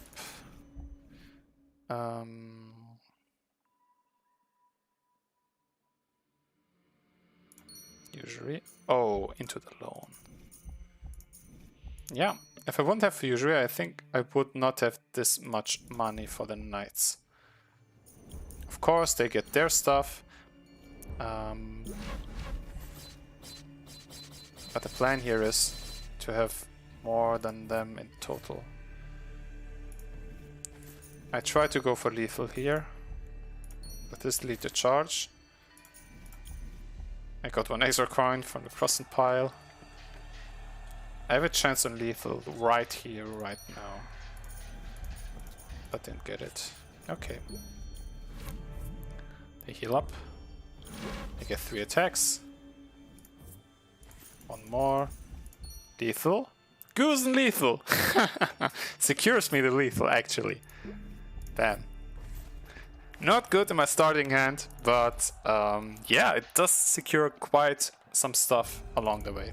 Also, it's not bad for the 3rd fight, because it gives you heal if you are on a loan. Because loan puts you on -2 each turn because of the hero power. Round 3. I'm below half the hour that I wanted to try. They don't have loan in their starting bank. I have a usury. I have a revenue stream.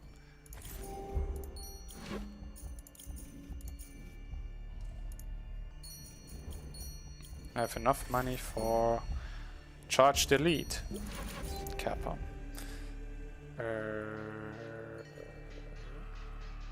Food. I do need a knight though. Lead the charge.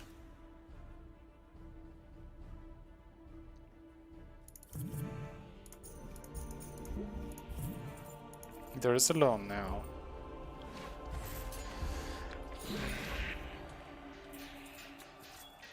Yeah, for retaliation's possible, but yeah, the last would go into the serve anyway, so I can -5. They don't have money. Imagine. We can go this way. Heal you. Heal you. Heal you. Heal you with food. Imagine they don't have money. Heal back up. Because the threat of an enemy knight killing this one is a bit too high. They can loan up into this now. There's stuff to fish for. And loan into my new knight.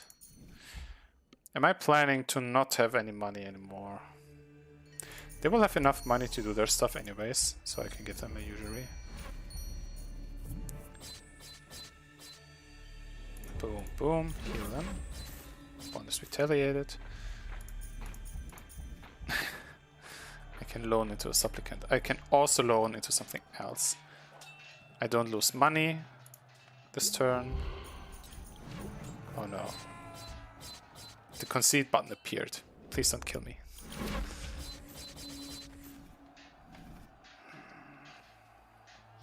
I'm not going for a search.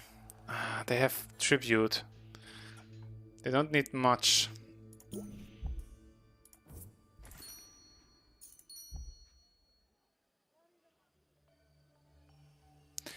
Actually, picking the Goosen first. Don't think so, because of the knight.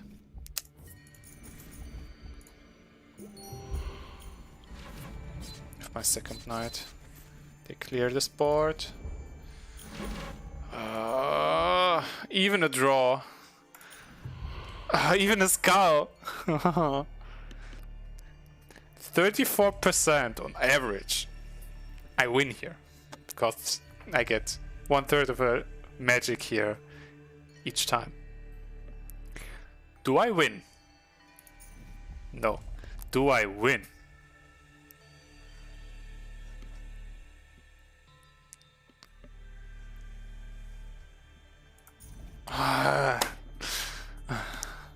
Not a win yet. Do I use the skull already? I don't think so. Do I heal myself?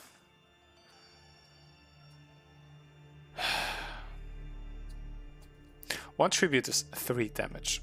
1 damage comes from the Bantling Crown, so it does on average not matter. I'm even hedging against 2 procs here.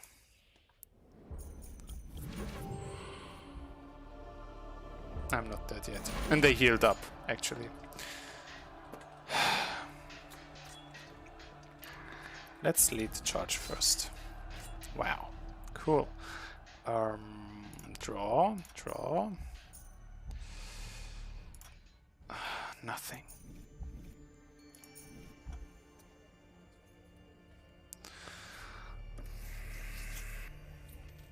I even out next turn with this stuff.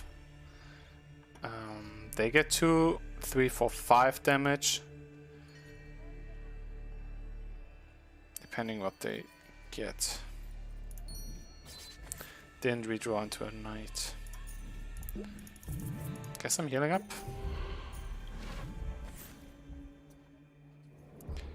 Didn't draw into a knight.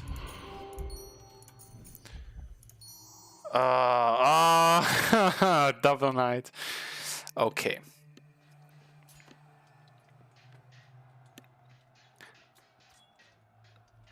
Using the skull, so I can double up my resource for the heal with the heal. Can heal you up again with the Goosen. And they're gone.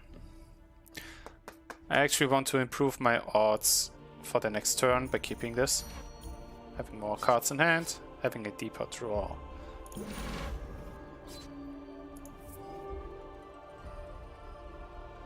Knights won't die, so I don't have to be careful about knights being discarded and then maybe drawn with the Sibyllin Scrolls. Got one more lethal charge. Again, I'm a coin proc away from lethal. This time 17, 17, and if it's gold, I don't win. If it procs on non-gold, which is 16.5, yeah, each random resource has a 5.5% chance. Food I can convert, skull goes face, magic goes face. So 16.5. So it's a 50.5% chance for me to win here. This time. Last time I lost on it. 34% chance. On average. Now. I mean, the previous time, 83% chance to not gain magic 2 times.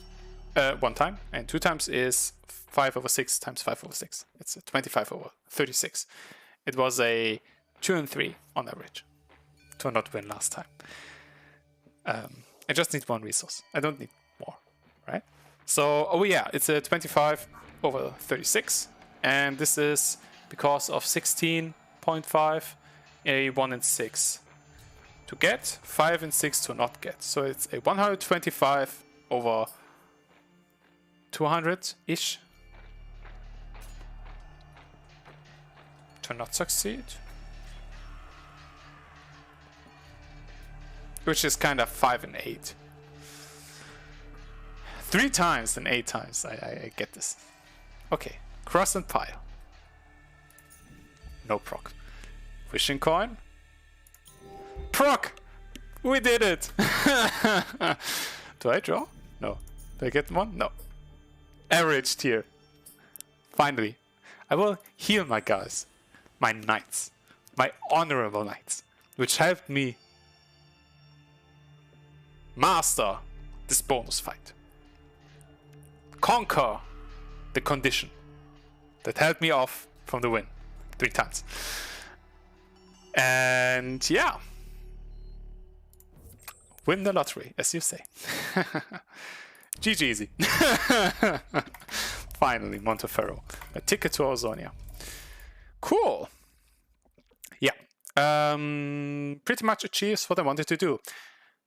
Beat Chapter 5, the bonus mission, at least 1 time, if I'm fast 3 times, or anyway show that you can consistently win this if you put in enough time. Yeah, I'm about on 2 hours. You do need 40 minutes roundabout, plus variance, of course. But I think if you play optimally or follow the strategy that I've learned here, that you hopefully have seen, can do it on your own. And yeah, the biggest hurdle, the biggest obstacle, of course, is to have the cards upgraded. If you don't have Knight on level 3, of course you will have a 11 and 12 cost Knight. And I had already problems getting to the 10 cost Knight problems in that sense. Yeah, I didn't have too many resources. Too much gold between my turns. So it is kind of crucial to have you here. Lead the charge is Isadora's hero card. Actually, I don't even see it. I wish you'd see which card a hero's hero card is. I think you can't see it anywhere. I searched once. What's this here? No. Faction heroes, upgrading cards. It's actually showing the knights here. Also an old version, if you look at the border. Golden border, and it has normal border here. Yeah. You need her leveled to level 27 or 28. I also wanted to look up that. Or 32. I know that Raktaban is level 27. I think his hero card is Banishing Gust. And Banishing Gust is still on level 2, not on level 3 so far. So when I play him, my second one costs 4. So it takes a little time before it is cheaper. Anyhow, yes, you need those upgrades, definitely. Soldier and Sibyl Scrolls, usually already 3 cards. Expensive to make. But I think this does fit the difficulty of a 4-star campaign mission. Yeah, if you think about it, Neophyte is 1 star, fine. It's simply not too difficult. Journeyman, you should have a working deck, yeah, and maybe enough upgrades, depending on which chapter. But with enough upgrades, Journeyman should not be any problem. With enough upgrades, I mean, I'm a little spoiled. I've kind of a lot of things maxed, so Journeyman shouldn't be a problem. At least with a basic ally-based deck should be fine all of the time. Grandmaster, it gets tricky. Yeah, before I get to Monteferro, I had to beat the 3 fights before, and they can be tough. And even tougher is definitely to reach the higher difficulty. What is the higher difficulty? There's no 4-star difficulty, right? There is, and it's a pseudo secret. If you go to the War of Omens Discord channel, there's also listed all the conditions for the fights. So yeah, meeting the condition and winning, not only reaching the bonus fight, but winning it as well, yeah, gives you the 4-star requirement. And yeah, if you say Grandmaster, you can beat consistently. I can consistently beat Grandmaster AI with working decks, not with meme decks. For meme decks, I need Master, if not even Journeyman. If you can consistently beat Grandmaster with a Strata, I think you shouldn't have a problem for the 3-star win. But 4-star, you really need max cards, proper coins. Yeah, proper coins. Divinal Charms and Vision Coins are my absolute favorite for in general. For any deck, yeah, Magic can be useful in many decks. Divinal Charms can be useful in many decks, the most in Vespitol, because you can start up this chain of draws, not reducing your hand size actually. I can understand why the Laskari Twin Eagle is a favorite amongst other people. It's not my favorite somehow, because I often enough play the last coin in my hand. But I think even if you play it only half of the times and you don't have a card you put in your pocket, the pocket meaning this one card that you can keep in hand and still draw fully, the full 3 cards, it gives value. I think the comparison was if you play a coin and try proc this way, this coin procs by not being played. If you play 3 other coins and not this coin, you have 4 procs, kind of. Yeah. Which is cool to think about. Really depends on the deck if this is worth it. Yeah. Serpent Seer for a Daramic deck is, I think, cool. But I think you can run the Laskari Twin Eagle as well. You can only have one, by the way. So run the Twin Eagle. Twin Eagle is for playing on phone. The Steam Spintria is for playing on Steam. 5 or 10 games or so against AI. So playing a bit gives you those coins on a respective platform. But yeah, I find the Wishing Coins, the Divinal Charms, as said, to be solid coins overall. I guess I could have gone for an extra Divinal Charm instead of a Wishing Coin, because they are both value. They give value in their own ways, right? I messed up the order here. Oh, I can even save it because I don't need the coin everywhere. Oh no, it didn't save. Did I change something here? I don't know. Yeah. So if you're looking out, I mean, the closer you are to a maxed deck, the closer you are, of course, in beating bonus chapters. Yeah, and putting to the test what you really can do and are able to, or at least pilot proper decks. Yes, Wishing Coins and Divinal Charms are good value if you happen to find them in a epic packs. And speaking of epic packs, if you look at my silver total and my gem total, and if you look at all those packs that I have not redeemed, I got via quests, you might say, Cap and Kappa, you could open those packs during your stream, right? Share to the world what you pulled from those packs, right? And I say, you're right. I do agree. I didn't even look for play 20 games. I should have opened up. I did quests the first batch today and didn't restart this one. I could have gotten the play 20 games one here. Is someone in queue?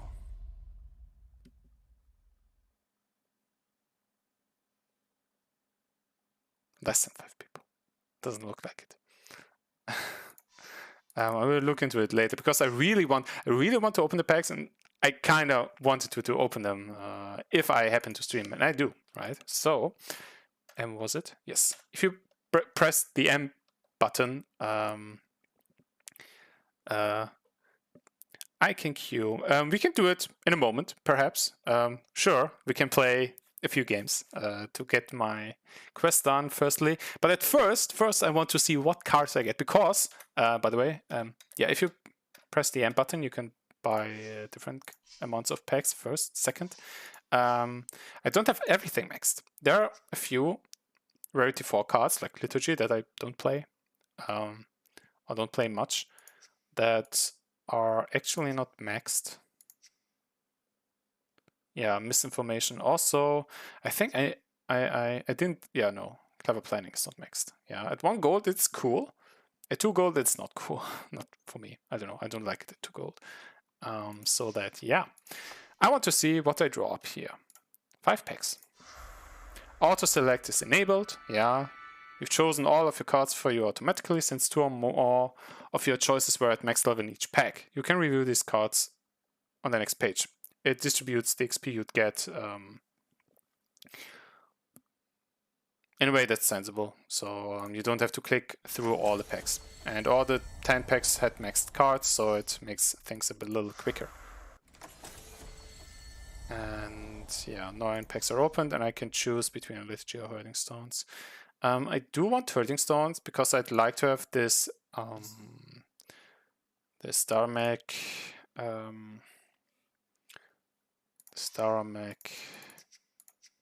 Mogish deck where you feed yourself magic through Rite of Passage and you play this idol. And every upgrade is cool on the card, yeah, to make you spend less gold during the game. Also everything maxed, so nothing to see here. I can buy 100 packs of gold packs because I didn't spend any silver, because I was like, I can open packs at any time, right? I kind of have all the upgrades that I want. I also upgraded 2 cards lately. It was, what did I upgrade? I'm letting you wait, I know. Raising the tensions here. What did I upgrade? 1 mattress card. It was not Arsenic. It was not Vegan Bomb. Oh, it was... No, it was... Oh, it was Cut Purse.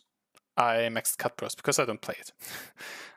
I don't... I really like, even at 2 gold, in my Greta deck, either have Ransack, this is a flex spot. I like the other cards, 2 Brigands, Bodyguard with True Stratagems, Seduce, Misdirect, Deceit, and Stone Plants, but this is a flex spot. And it can be filled with Cut Purse. I tried it with 2 gold, it's okay. Ransack has other use.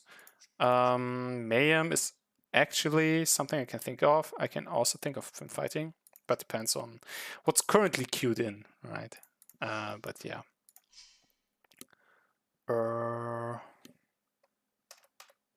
So there are still cards to max, and a lot of cards to pick from, rarity 3 upwards even. Example. Which one was that I was? Oh, Bloodlust actually. I maxed. Oh, Bloodlust was the other card that I maxed because it was on level 2 for some reason.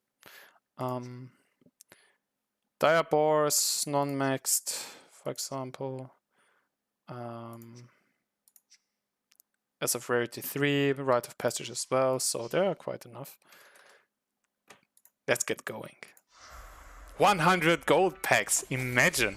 88 are automatically picked, yeah, to distribute all my XP. There are also Tenkai Pennies. Tenkai Pennies give a lot of XP to all factions. Greta leveled up, Ezra leveled up, Salazar, Theo. And I pick a rare card.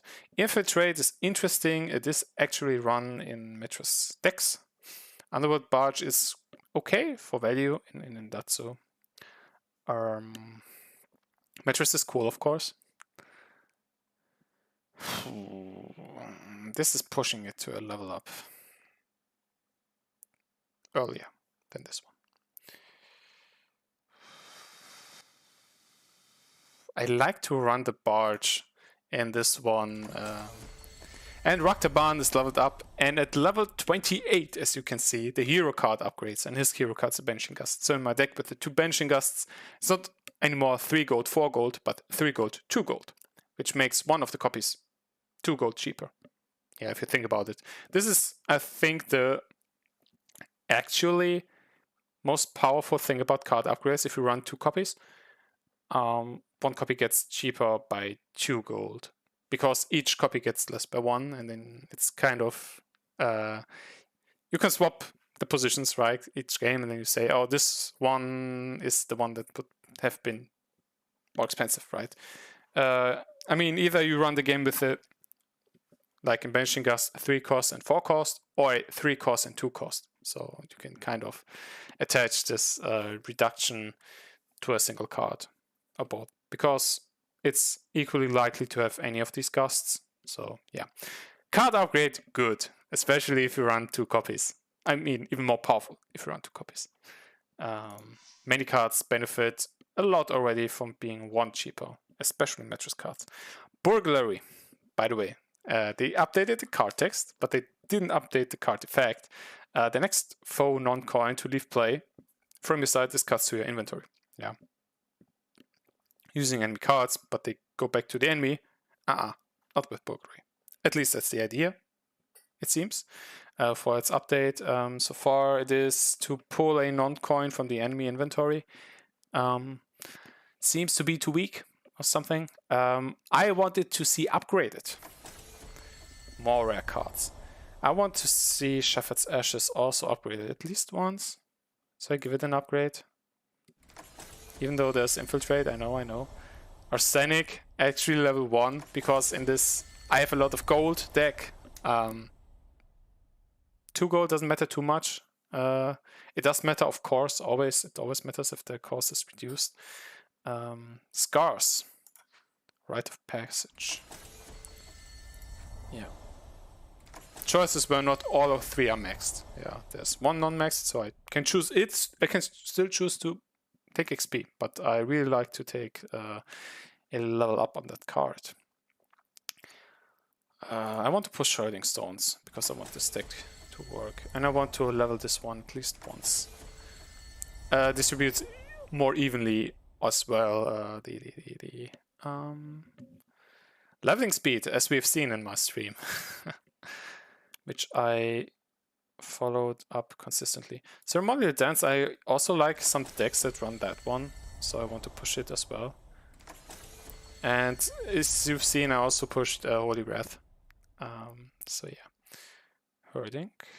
Yes. Tribute might be cool to have some 10 cost tribute deck running around, but I want to enable my Herding Stones deck. Yeah. And Burglary. Buy 100 more. Ha ha ha. What a feeling. Damn. 100 more packs, please. 89 packs opened automatically. For the record, yeah. On stream to be seen. Silver rewards. Also level 28. Finally. Paper Vipers cheaper. Captain Strata. Jasmine also leveled up. Yeah, the Endatsu are about on an equal level because they were introduced later. They weren't in the game when I started playing. So they didn't have some XP that the other factions had. So getting the XP now also finally upgrades the cards. Yeah. Barbarous upgraded because of all the XP that I got. Isadora as well. Mogesh, everyone. Epic card. Okay. This is a very interesting choice because every of these cards go into another kind of deck, into different archetypes of decks, right? The Pheasant Charm, spawning an Argorith Flower, 1 health, destroyed on discard or death, and generating 1 magic per turn, is cool in decks where you have interceptors. You intercept, they're protected, they give you bodies on board, which give you the other benefit of having a body you can sacrifice in Dharmic decks. If you run cards that search your allies, you can search allies with those, which is cool. Ferryman Toll, pretty niche if you're like super aggro and want skulls, like with Corruption. And that's it, more or less. You can play Corruption with this. Yeah. Why is this choice interesting? I want to play Corruption. I want my Corruption deck to work, and I would really like to have Ferryman's Toll for that. So yeah, it's a personal choice for me here at least. And the Gravelin Dragon, if you want extra restocks, this card is cool. Yeah, some decks lack restocks. I think actually that Birundel could like Gravelin Dragon a lot. And there's one Mogish deck that I think actually also the Hurling Stones deck, because you can at some point have so much resource then that you can afford to buy new cards, and the Gravelin Dragon gives you those. Very interesting choices. They enable different things. The Gravelin Dragon enables things in decks that can benefit from random additional restocks, and which then also spawns Vespertol cards into non-Vespertol decks. The Ferryman's Toll is, for me personally, enabling, or is enabling Corruption, perhaps.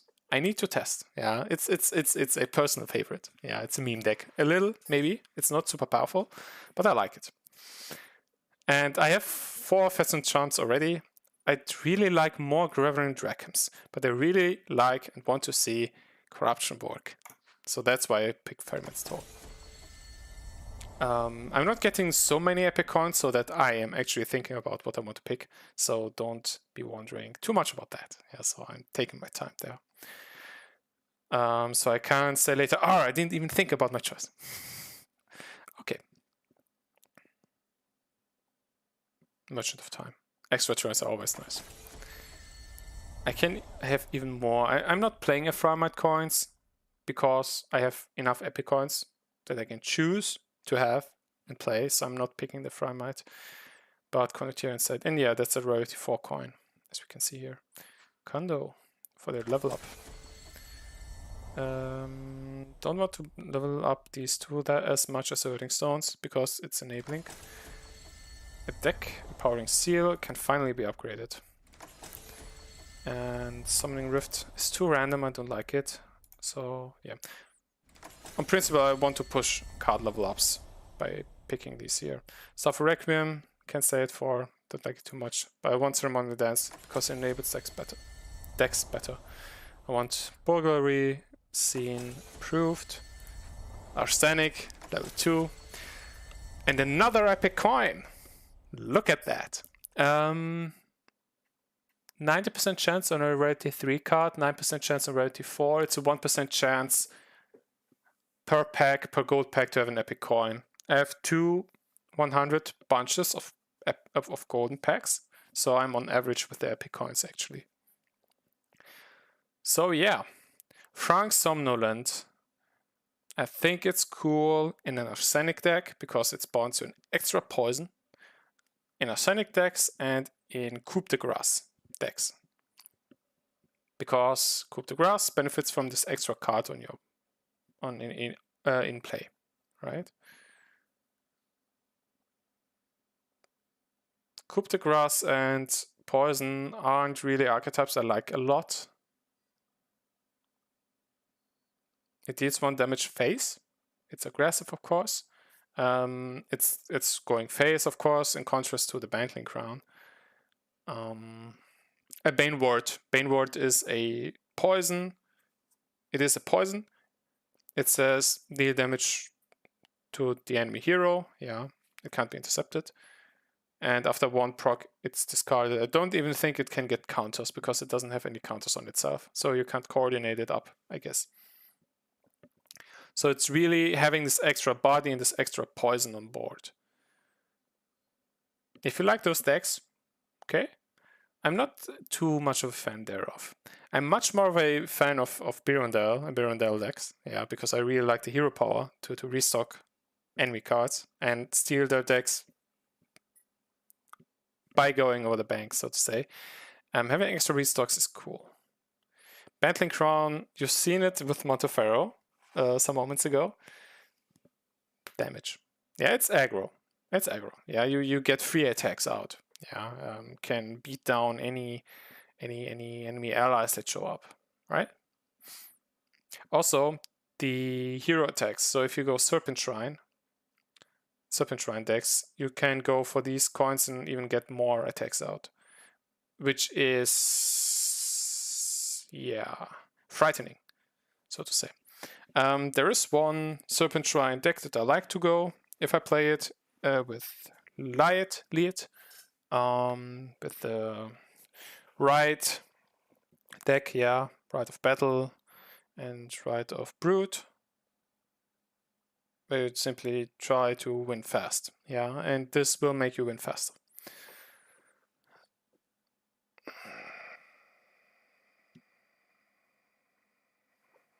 So either make aggressive decks be more aggressive, or I enable the Birundale deck, and I'm a big fan of enabling things. This enables poison technically even more, but I really want to enable Birundale more than I want to enable poison or Coup de Grace, because I think those 2 decks work well enough on their own anyways. But decks that might benefit from Dracum will work better on average, I guess. There you go. Oh, there's one scarce card that I can choose from. You have the least XP. Buy 100 more. 92 packs opened. Level ups. 1, 2, 3. And I can upgrade Shepherd's Ashes. I like to upgrade the Yerukin and also the Shear's Echo. You're the furthest. I'm pushing you. I'm not being equally distributing there. I have my favorites, okay? Carnage is also cool to be leveled. Charlatan too. Mattress is cooler. Yeah. If I'm seeing a upgrade anytime soon, then it's with the Yerukin, right? Hurling Stones, I guess. Extra turns are cool for Endatsu, but enabling the deck is something I want to do. Yerukin more than the Liturgy. Level up.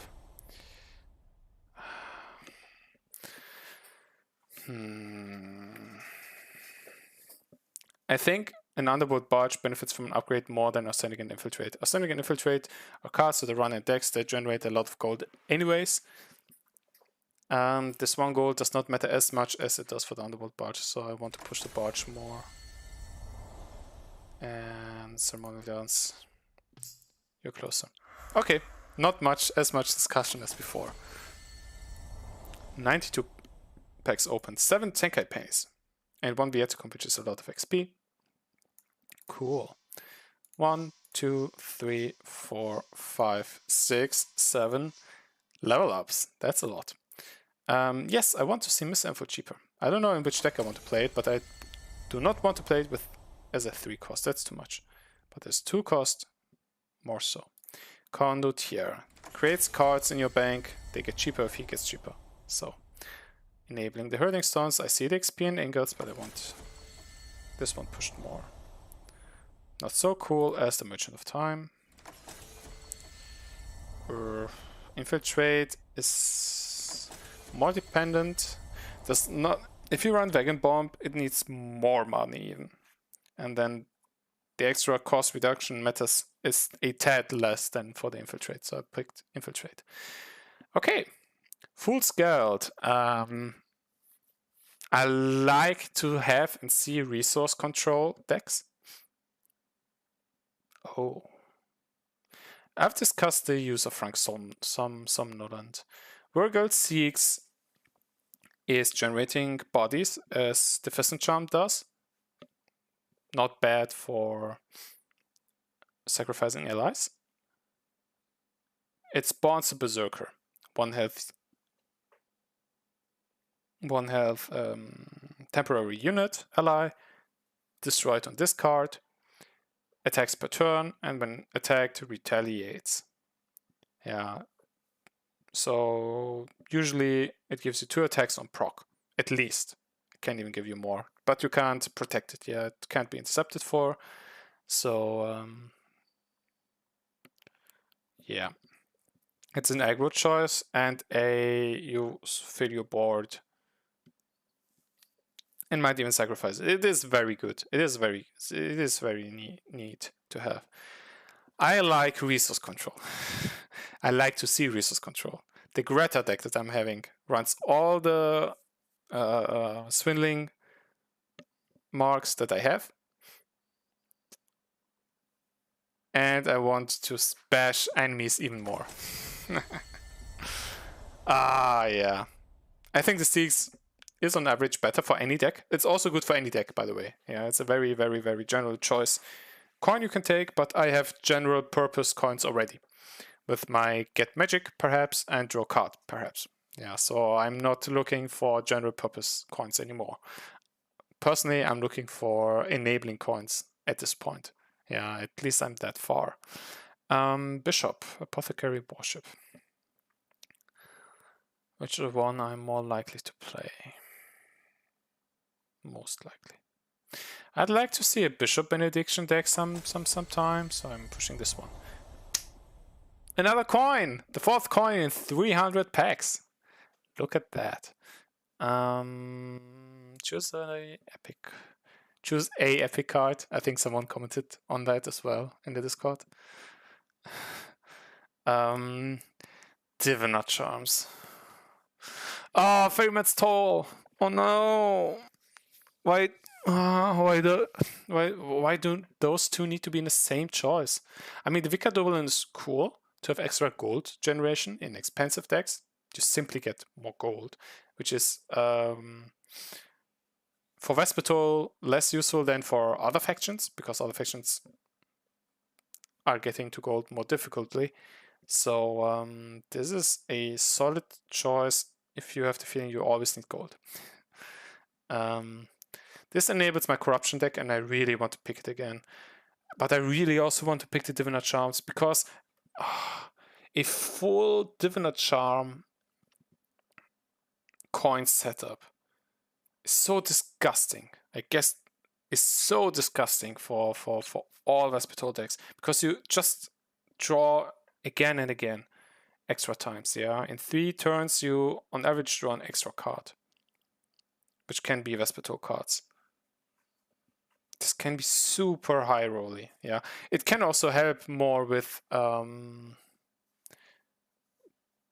campaign bonus chapter attempts. As you have seen, I actually ran one less than I had. It can be the case that the Diviner Charms are okay on their own. What I want to address, I think this is a good point to address. I think that epic coins give you pseudo 2 extra card slots. I think to make a difference in your deck, if you have 5 extra epic coins, let's say it's the Ferryman's Toll, it's a very nice percentage for that. Imagine you have 5 Ferryman Tolls in your deck. If you play those 5 coins in any order or the same coin, you play Ferryman's Toll 5 times. You get 1 skull. Which is kinda Courtly Intrigue. Courtly Intrigue says draw a card, but imagine Courtly Intrigue gives you a skull and draws you into a coin. Imagine this would be the coin. Yeah. So you have a Courtly Intrigue part in a Ferryman's Toll. And if you have 5 Ferryman Tolls in your coin setup, you kind of have an extra bonus Courtly Intrigue that you do not buy, and that is passively on your coins. Yeah, and if you're even lucky in your turns, you can generate extra resources that you otherwise wouldn't or couldn't have that fast. In case of skulls, throw them at the enemy's face. Yeah, in case of my corruption deck, I get skulls earlier than I would have them if I had to buy Courtly Intrigue from my bank, which I run 1 time in my corruption deck, or the 2 skull version. But I hope you get my point. So that 10 epic coins give you 2 card slots, kind of. And I need skulls in my corruption deck. So, yeah. And I need especially skulls, not magic, for corruption to work, because corruption gives you gold on skull attacks, but not on magic attacks. I guess Ah, this card is so cool.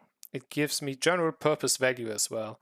But the Ferryman's Toll enables my corruption. It's really just because I personally I would like to see the corruption deck working. I'm picking the Ferryman's Toll and not the Diviner Charms. Otherwise, I think just because I'm on the corruption deck to see it work, I pick it over the Diviner Charms. But I guess otherwise, Diviner Charms would be the top priority. Really, it's one of the best coins, I guess.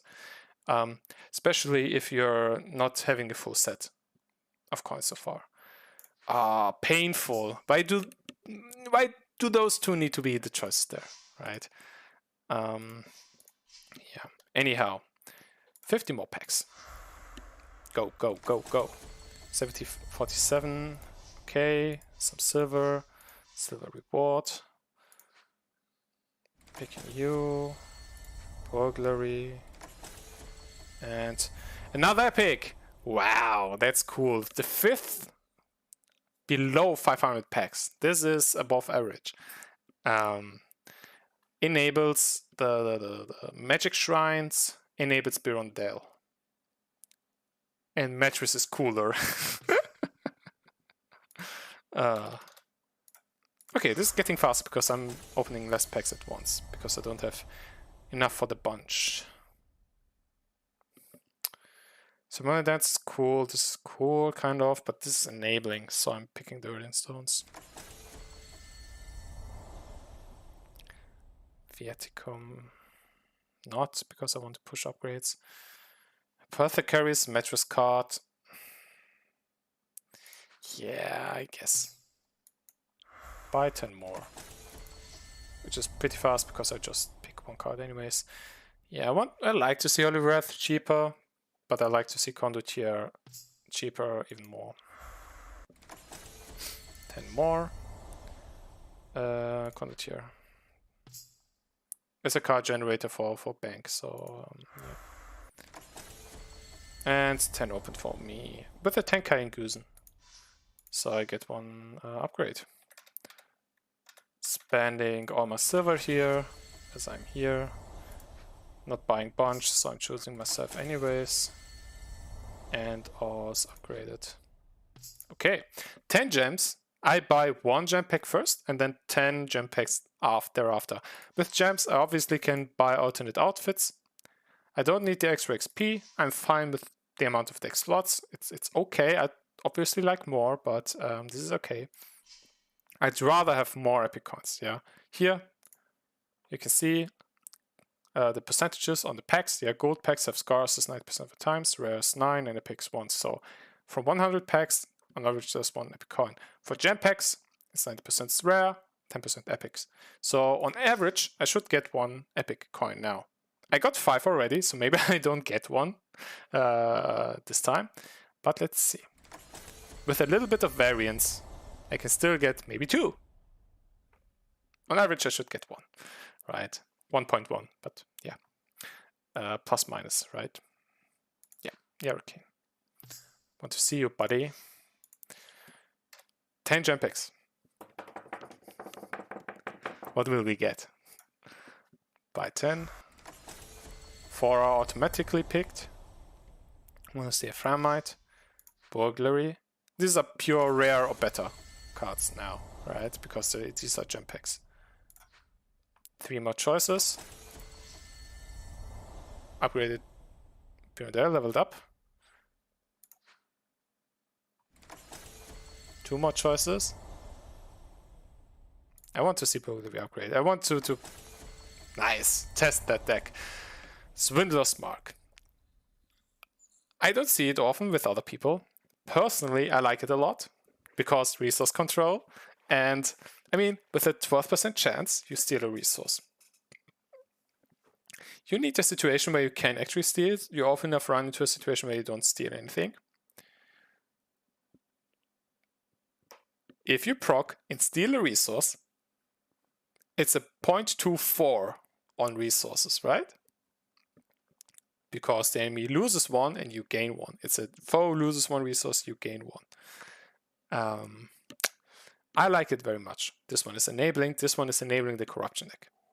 So I'm picking the Ferryman's Toll. I play Swindler's Marks in my Greta deck. I'd even put it in my Greta deck, but I want to see Corruption. I really want to push Corruption there. And there's a last rare. On average, I'd get 1 epic coin, which I did. So we're happy, right? I can even put out the Corruption deck there. Novakva, if you're still there, and I would really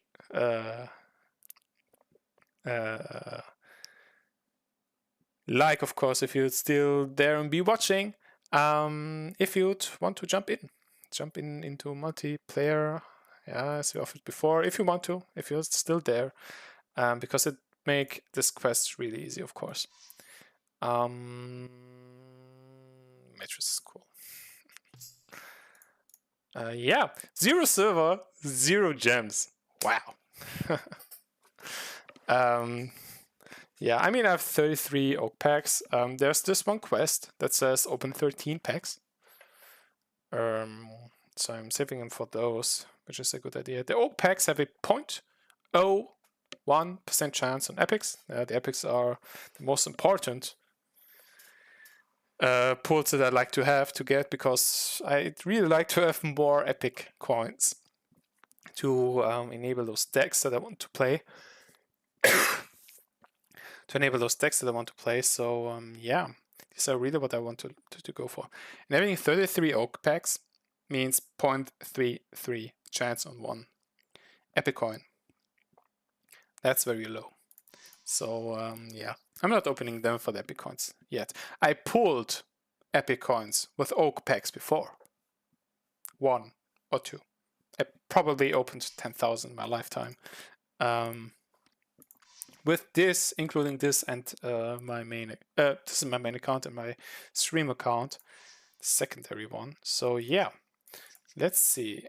If I go, I put together some joke deck with serfs and militia. Yeah, meme deck, meming, just playing 1 health guys and harvest. Not really powerful, not at all. It's just meme. What was my engine? I want to get to my engine first. Oh yeah, bribery is a flex spot. I remember. Yeah, Pocky can go Masquerade Ball. He generates enough gold for that. Windner Courtesan is the base engine. I don't know if I had 2 loans. I need to take a look. Did it go Synod? Double Corruption. In any case, I didn't go for Palisade. What was my? I don't even remember exactly what my deck here was. There you go, 2 loans and a Synod. I went Sibyl and Scrolls.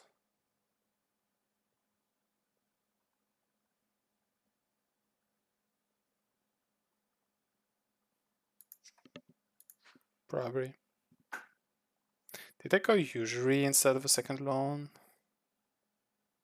Oh, I went Malediction because I don't always generate enough attacks for everyone. Oh, I need to check back. Pieticum, cool. Ferryman's Toll, our new coin. Getting in there. Cross and Pyre for an extra chance on skulls. The Vieticum for extra skulls. And Magic, I guess, to either buy or attack. Oswinus Mark. To yoink. It's not tapping too much. Oh yeah, Diviner Charms. I of course want to redraw stuff. To actually also run Guzen so that my Courtesan gives me extra skulls. I think that's a little overkill. Twin Eagle might actually help because this deck desperately needs money and skulls because Corruption is really expensive to run. Bam.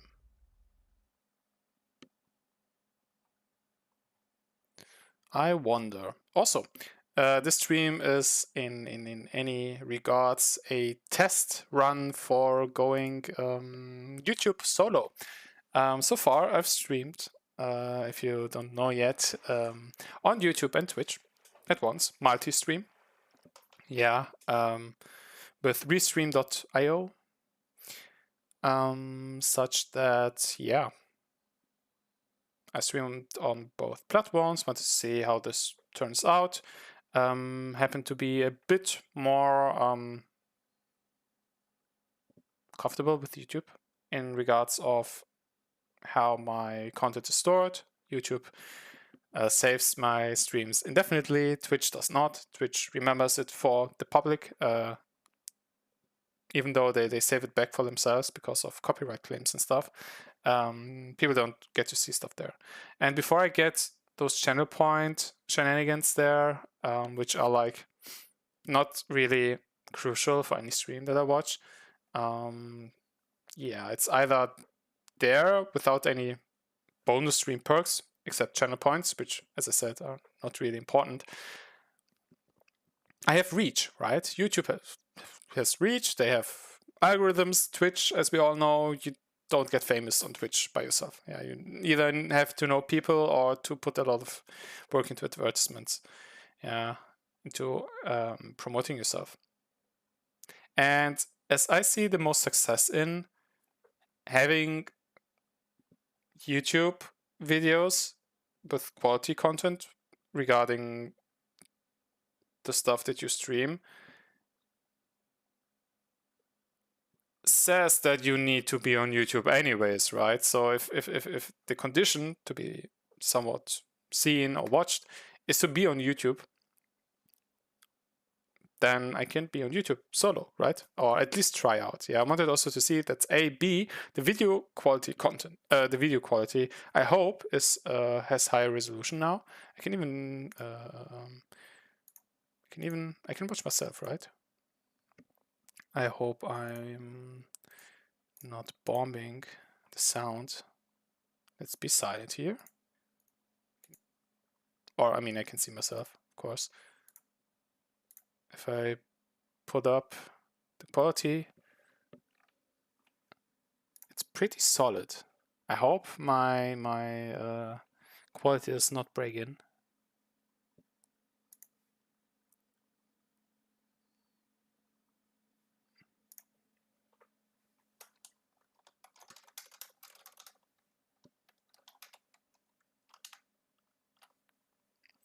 Yeah. Looks pretty good. Yeah, if I go into game, which is the most important to me to look good. Cool, skulls. I can try to see myself here. So, how's the quality doing? I think it's definitely better than it was before, because before it was at 720/60, which makes everything a little blurry. It is, so to say, I'm looking at detail here, but I guess it's as good as it gets in terms of quality, actually. The quality is on best. Yeah, high, low, best. Can take a look here. I have a little bit, as also I'm curious about. I want to see if a restream gives me latency.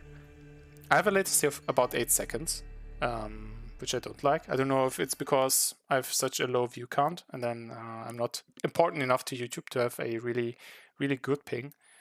But yeah, I'm way more happy with, way happier. Oh, they shot my resource. Way happier with this quality so far. I have to watch it myself later on, perhaps, I guess.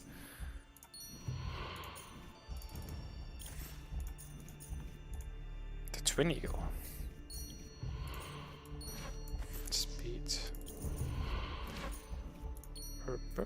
You can have a loan, friend. Pew. I see the arson there. So I want to double the resources of my skulls. I didn't buy any. I didn't buy any skull card. Wow, this is cool. Oh, I did buy one. Pardon me. I did buy one. I have the feeling I'm cycling those corruptions way better so far. Because I'm generating way more.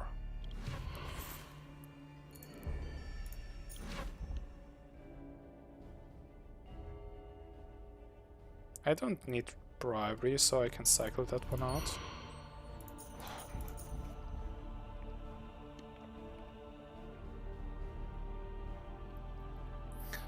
Yes, I'm hurting myself, but it hedges against the arson there. Oh, I'm dead. Apprentice killed me. Wow, cool. Ah, I like the skull generation there. Wowzers. Okay. So now, getting back to this one here. Novakva, have you shown up? Or are you gone? I see you're gone, kind of, I guess. So yeah, the plan.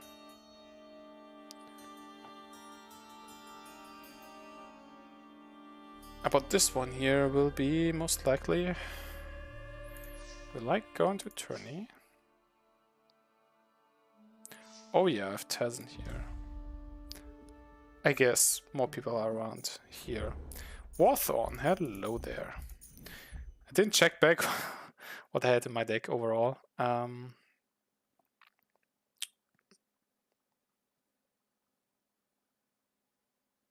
They will buy Bishop turn 2. So I will play the Mayhem, so I'm playing the Supplicant. So they got petals.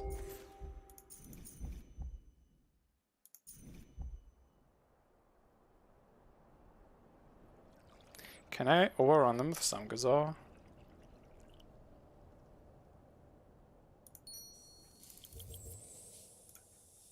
Let's hope.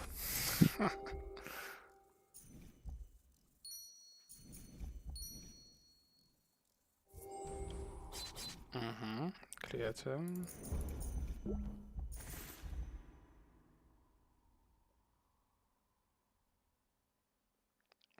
Aurochs or Brood? I guess Aurochs. Supplicants back. Yeah, you can get a bishop. But it might be too slow for you. 4 attacks. They can't go for phase yet.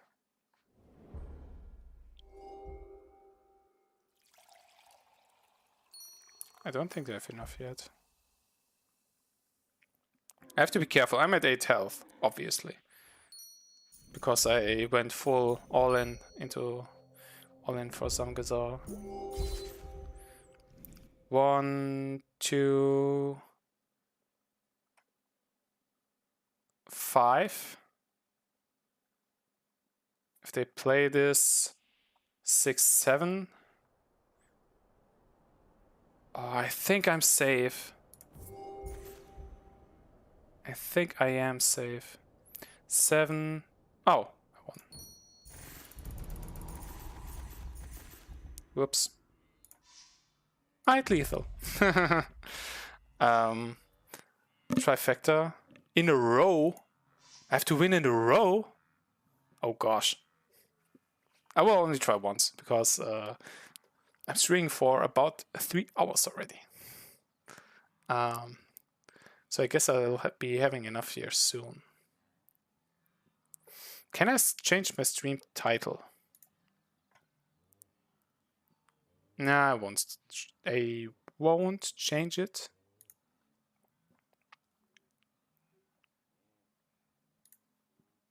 Yeah, I'd rather not change it. See, there's a bonus. There's a bonus. I actually even think that the player count here is correct. Whenever I'm waiting for a match, it's an odd number showing up for the active players.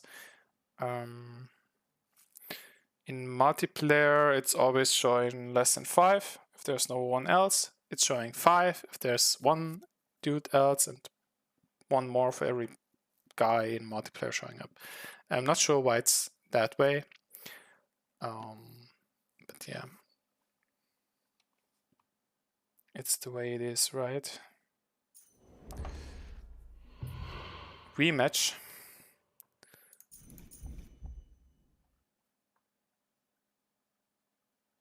Yeah, the stacking game. Yeah, that's the very curious thing about Vexilius. It's either the rush game or the stacking game. Can I rush him down this time?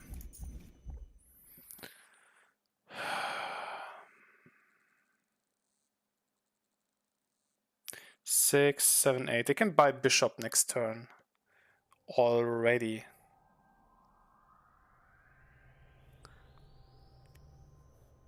No, I think I have to rush him again. Oh.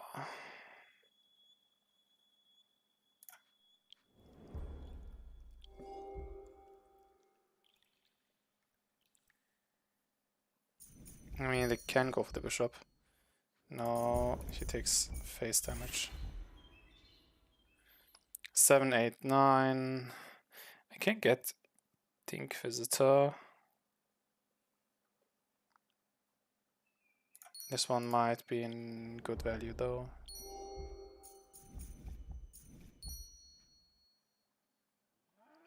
Eats the damage.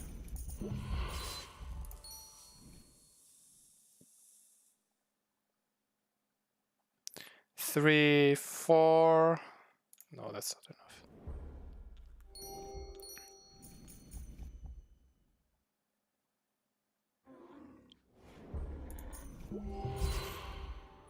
5, 6, 11, 13.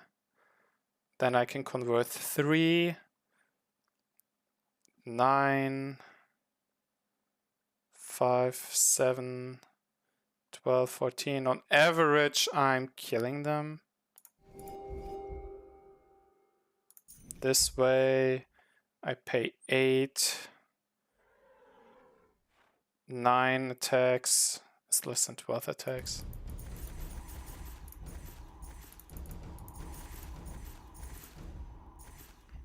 Yes. Enough.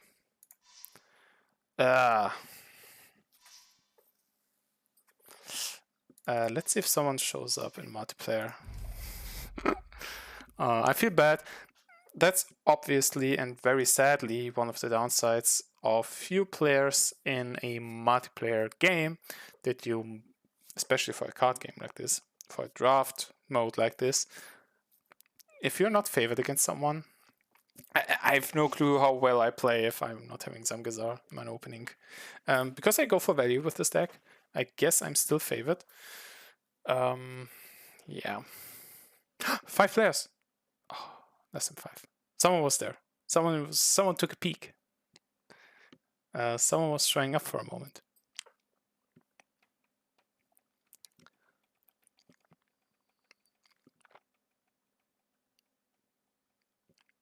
Not that someone accidentally clicked on multiplayer. I'm not playing multiplayer. I'm getting ripped off there or something.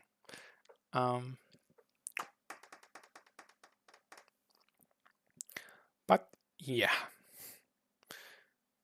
I'm taking a look, right?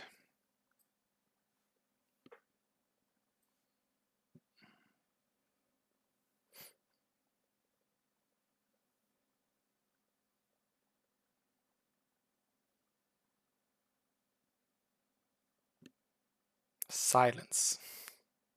The sound of silence. Listen in.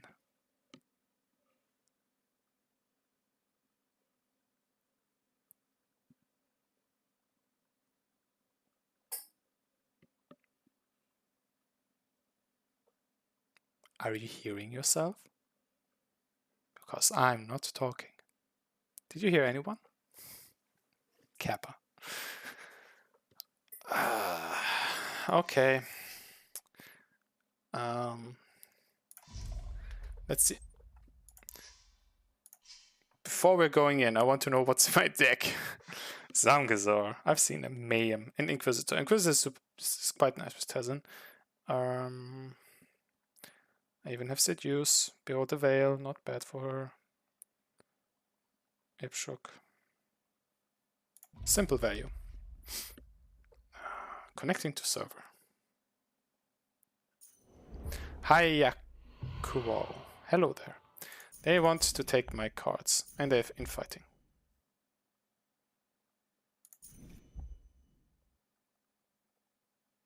This would deal damage twice. And they have Enchanted Treaty. They have a good way with dealing with Zamgazar.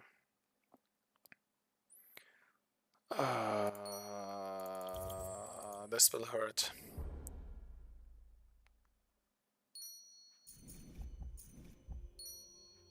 Oh, not infighting. Ah, actually not infighting.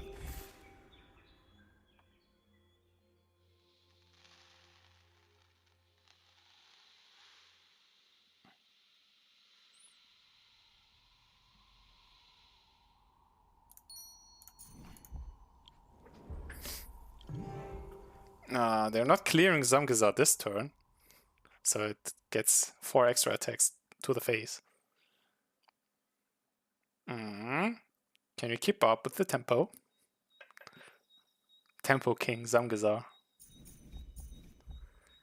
Paying 12 health.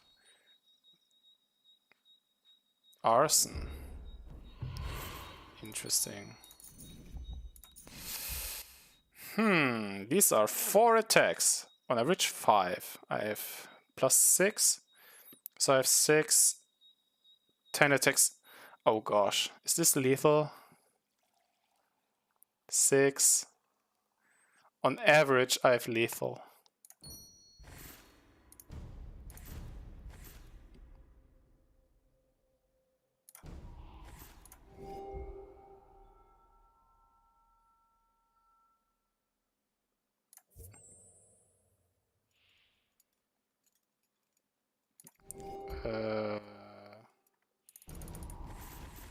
Woo! I won!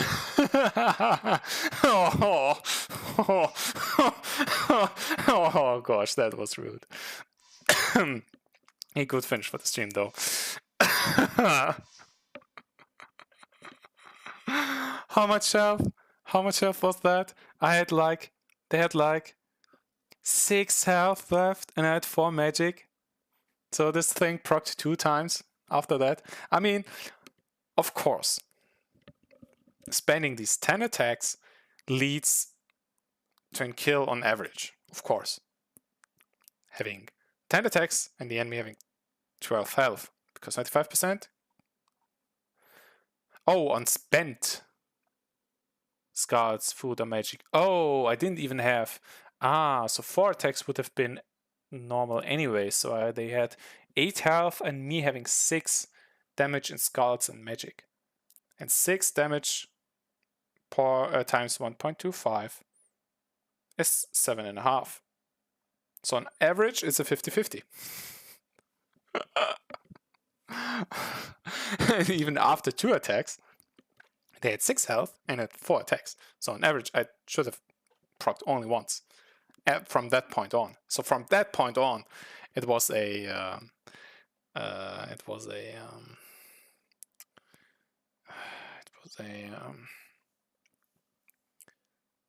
I don't know how much. Yeah, 2 procs on 6 chances. Below average from that point on. And I mean, I sealed my fate after I healed up Zamgazar with 4 of my health.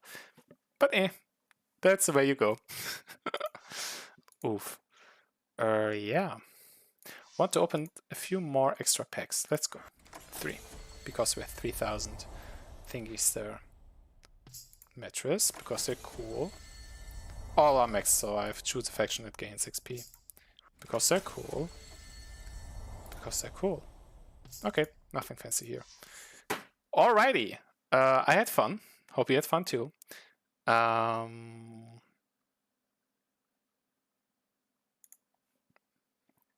Oops. Before it's over, you'll see me once more. Hope you had fun. Hope you have learned something while watching Optimum play on Chapter 5. Okay, it wasn't fully optimal, but at least have seen a deck with which you can consistently do your thing. Yeah, and I also heavily recommend to not try and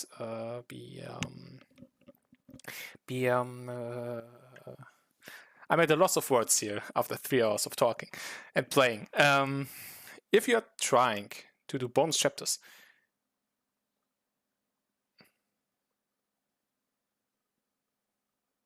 I'm lost at words. I'm not finding this word. Don't be too devastated if it's not working because you don't have the necessary card upgrades, or you don't have the necessary epic coins, or you don't have a full set of epic coins, or you don't have an upgraded knight and have not enough ingots for that. The bonus chapters, aside of giving you an extra star, actually even the campaign count, 12 chapters so far, times 3 are 63 stars. It's on top of your star count. Yeah, so it's actually counting to how many stars you have. Who knows when the next chapters come out, but their work, so I can understand if that takes time. And it's merely a bonus. You get 300 bonus silver on top of your 900 on weekends, yeah, or 200 extra silver on the 600 you get normally. So it's simply, how do I say, prestige, yeah, internet points, if you want so. So don't be disappointed if that doesn't work. So having maxed cards and epic coins, bragging rights, right? I don't even have a full set of any of those coins. Neither do I have all of the coins. The easiest coins are, of course, the upper row. Easiest, the epic coins you achieve the easiest. The first two by playing on Steam or on mobile. Tenka Penny as a rarity 3 coin, and well, yeah, you have yet to conclude an Ephraimite at rarity 4. The epic coins are difficult to get because you don't get much if you don't spend a lot of money. Yeah, but I'm really happy with the collection I have, and I really like this game. Otherwise I wouldn't stream it. And of course, I wasn't paying attention that I had my other screen there. I was hovering over those epic coins, basically. Yeah, and going back and forth. The upper row is the easiest, yeah. The 2 by playing, the rarity 3 one, and the rarity 4 ones here, the 3 here. I'm not collecting the Ephraimite anymore. It was released after I had a few epic coins already, so I had no need to collect this one. Yeah, I only have 1 of those. 2 of those. I have 2 of those. Here. And stuff. Hope you had fun, as said. And yeah, I'm looking forward to do more bonus chapters, perhaps. Yeah, I had seen the need for Chapter 12. Chapter 12 is challenging. You definitely need to play optimally there. I am confident and happy with the deck I made for that. Yeah, I am also not fully content, fully happy beating a chapter once, because I'm like, I want to know if there's a consistent way of doing bonus chapters with their conditions and stuff and everything, or not. And if there's a consistent way, then there's a chance I can find this consistent way. And yeah, I'm fairly happy how consistent I am with that choice I have for this deck. Yeah, I don't need an eternity to beat bonus chapter at least once, but it also takes a similar amount of time to get there and beat it. So yeah, maybe we will see more of that. Yeah. Otherwise, also, yeah, I had interest in playing Valdorian, Valdorian a Million Windcorn, or Million Windcorn Dorian, with Lackey Informant, because I'm surprised how much value you get from those 2 cards and a solid baseline rest of the deck and bodyguard to protect them a little. But yeah, actually pretty fun, and maybe I'll showcase it another time, either multiplayer or an AI. Yeah, depending on how populated multiplayer can be. I tried it here because I was surprised how much value and fun it can be on my secondary account. And it can be even be on my main account. So yeah. See you next time, friends. And have fun. Play on, game on. I'm shredding my usual outro lines here. So yeah. Hope you had fun. Stay tuned. See you next time. Game on, my friends. Bye bye.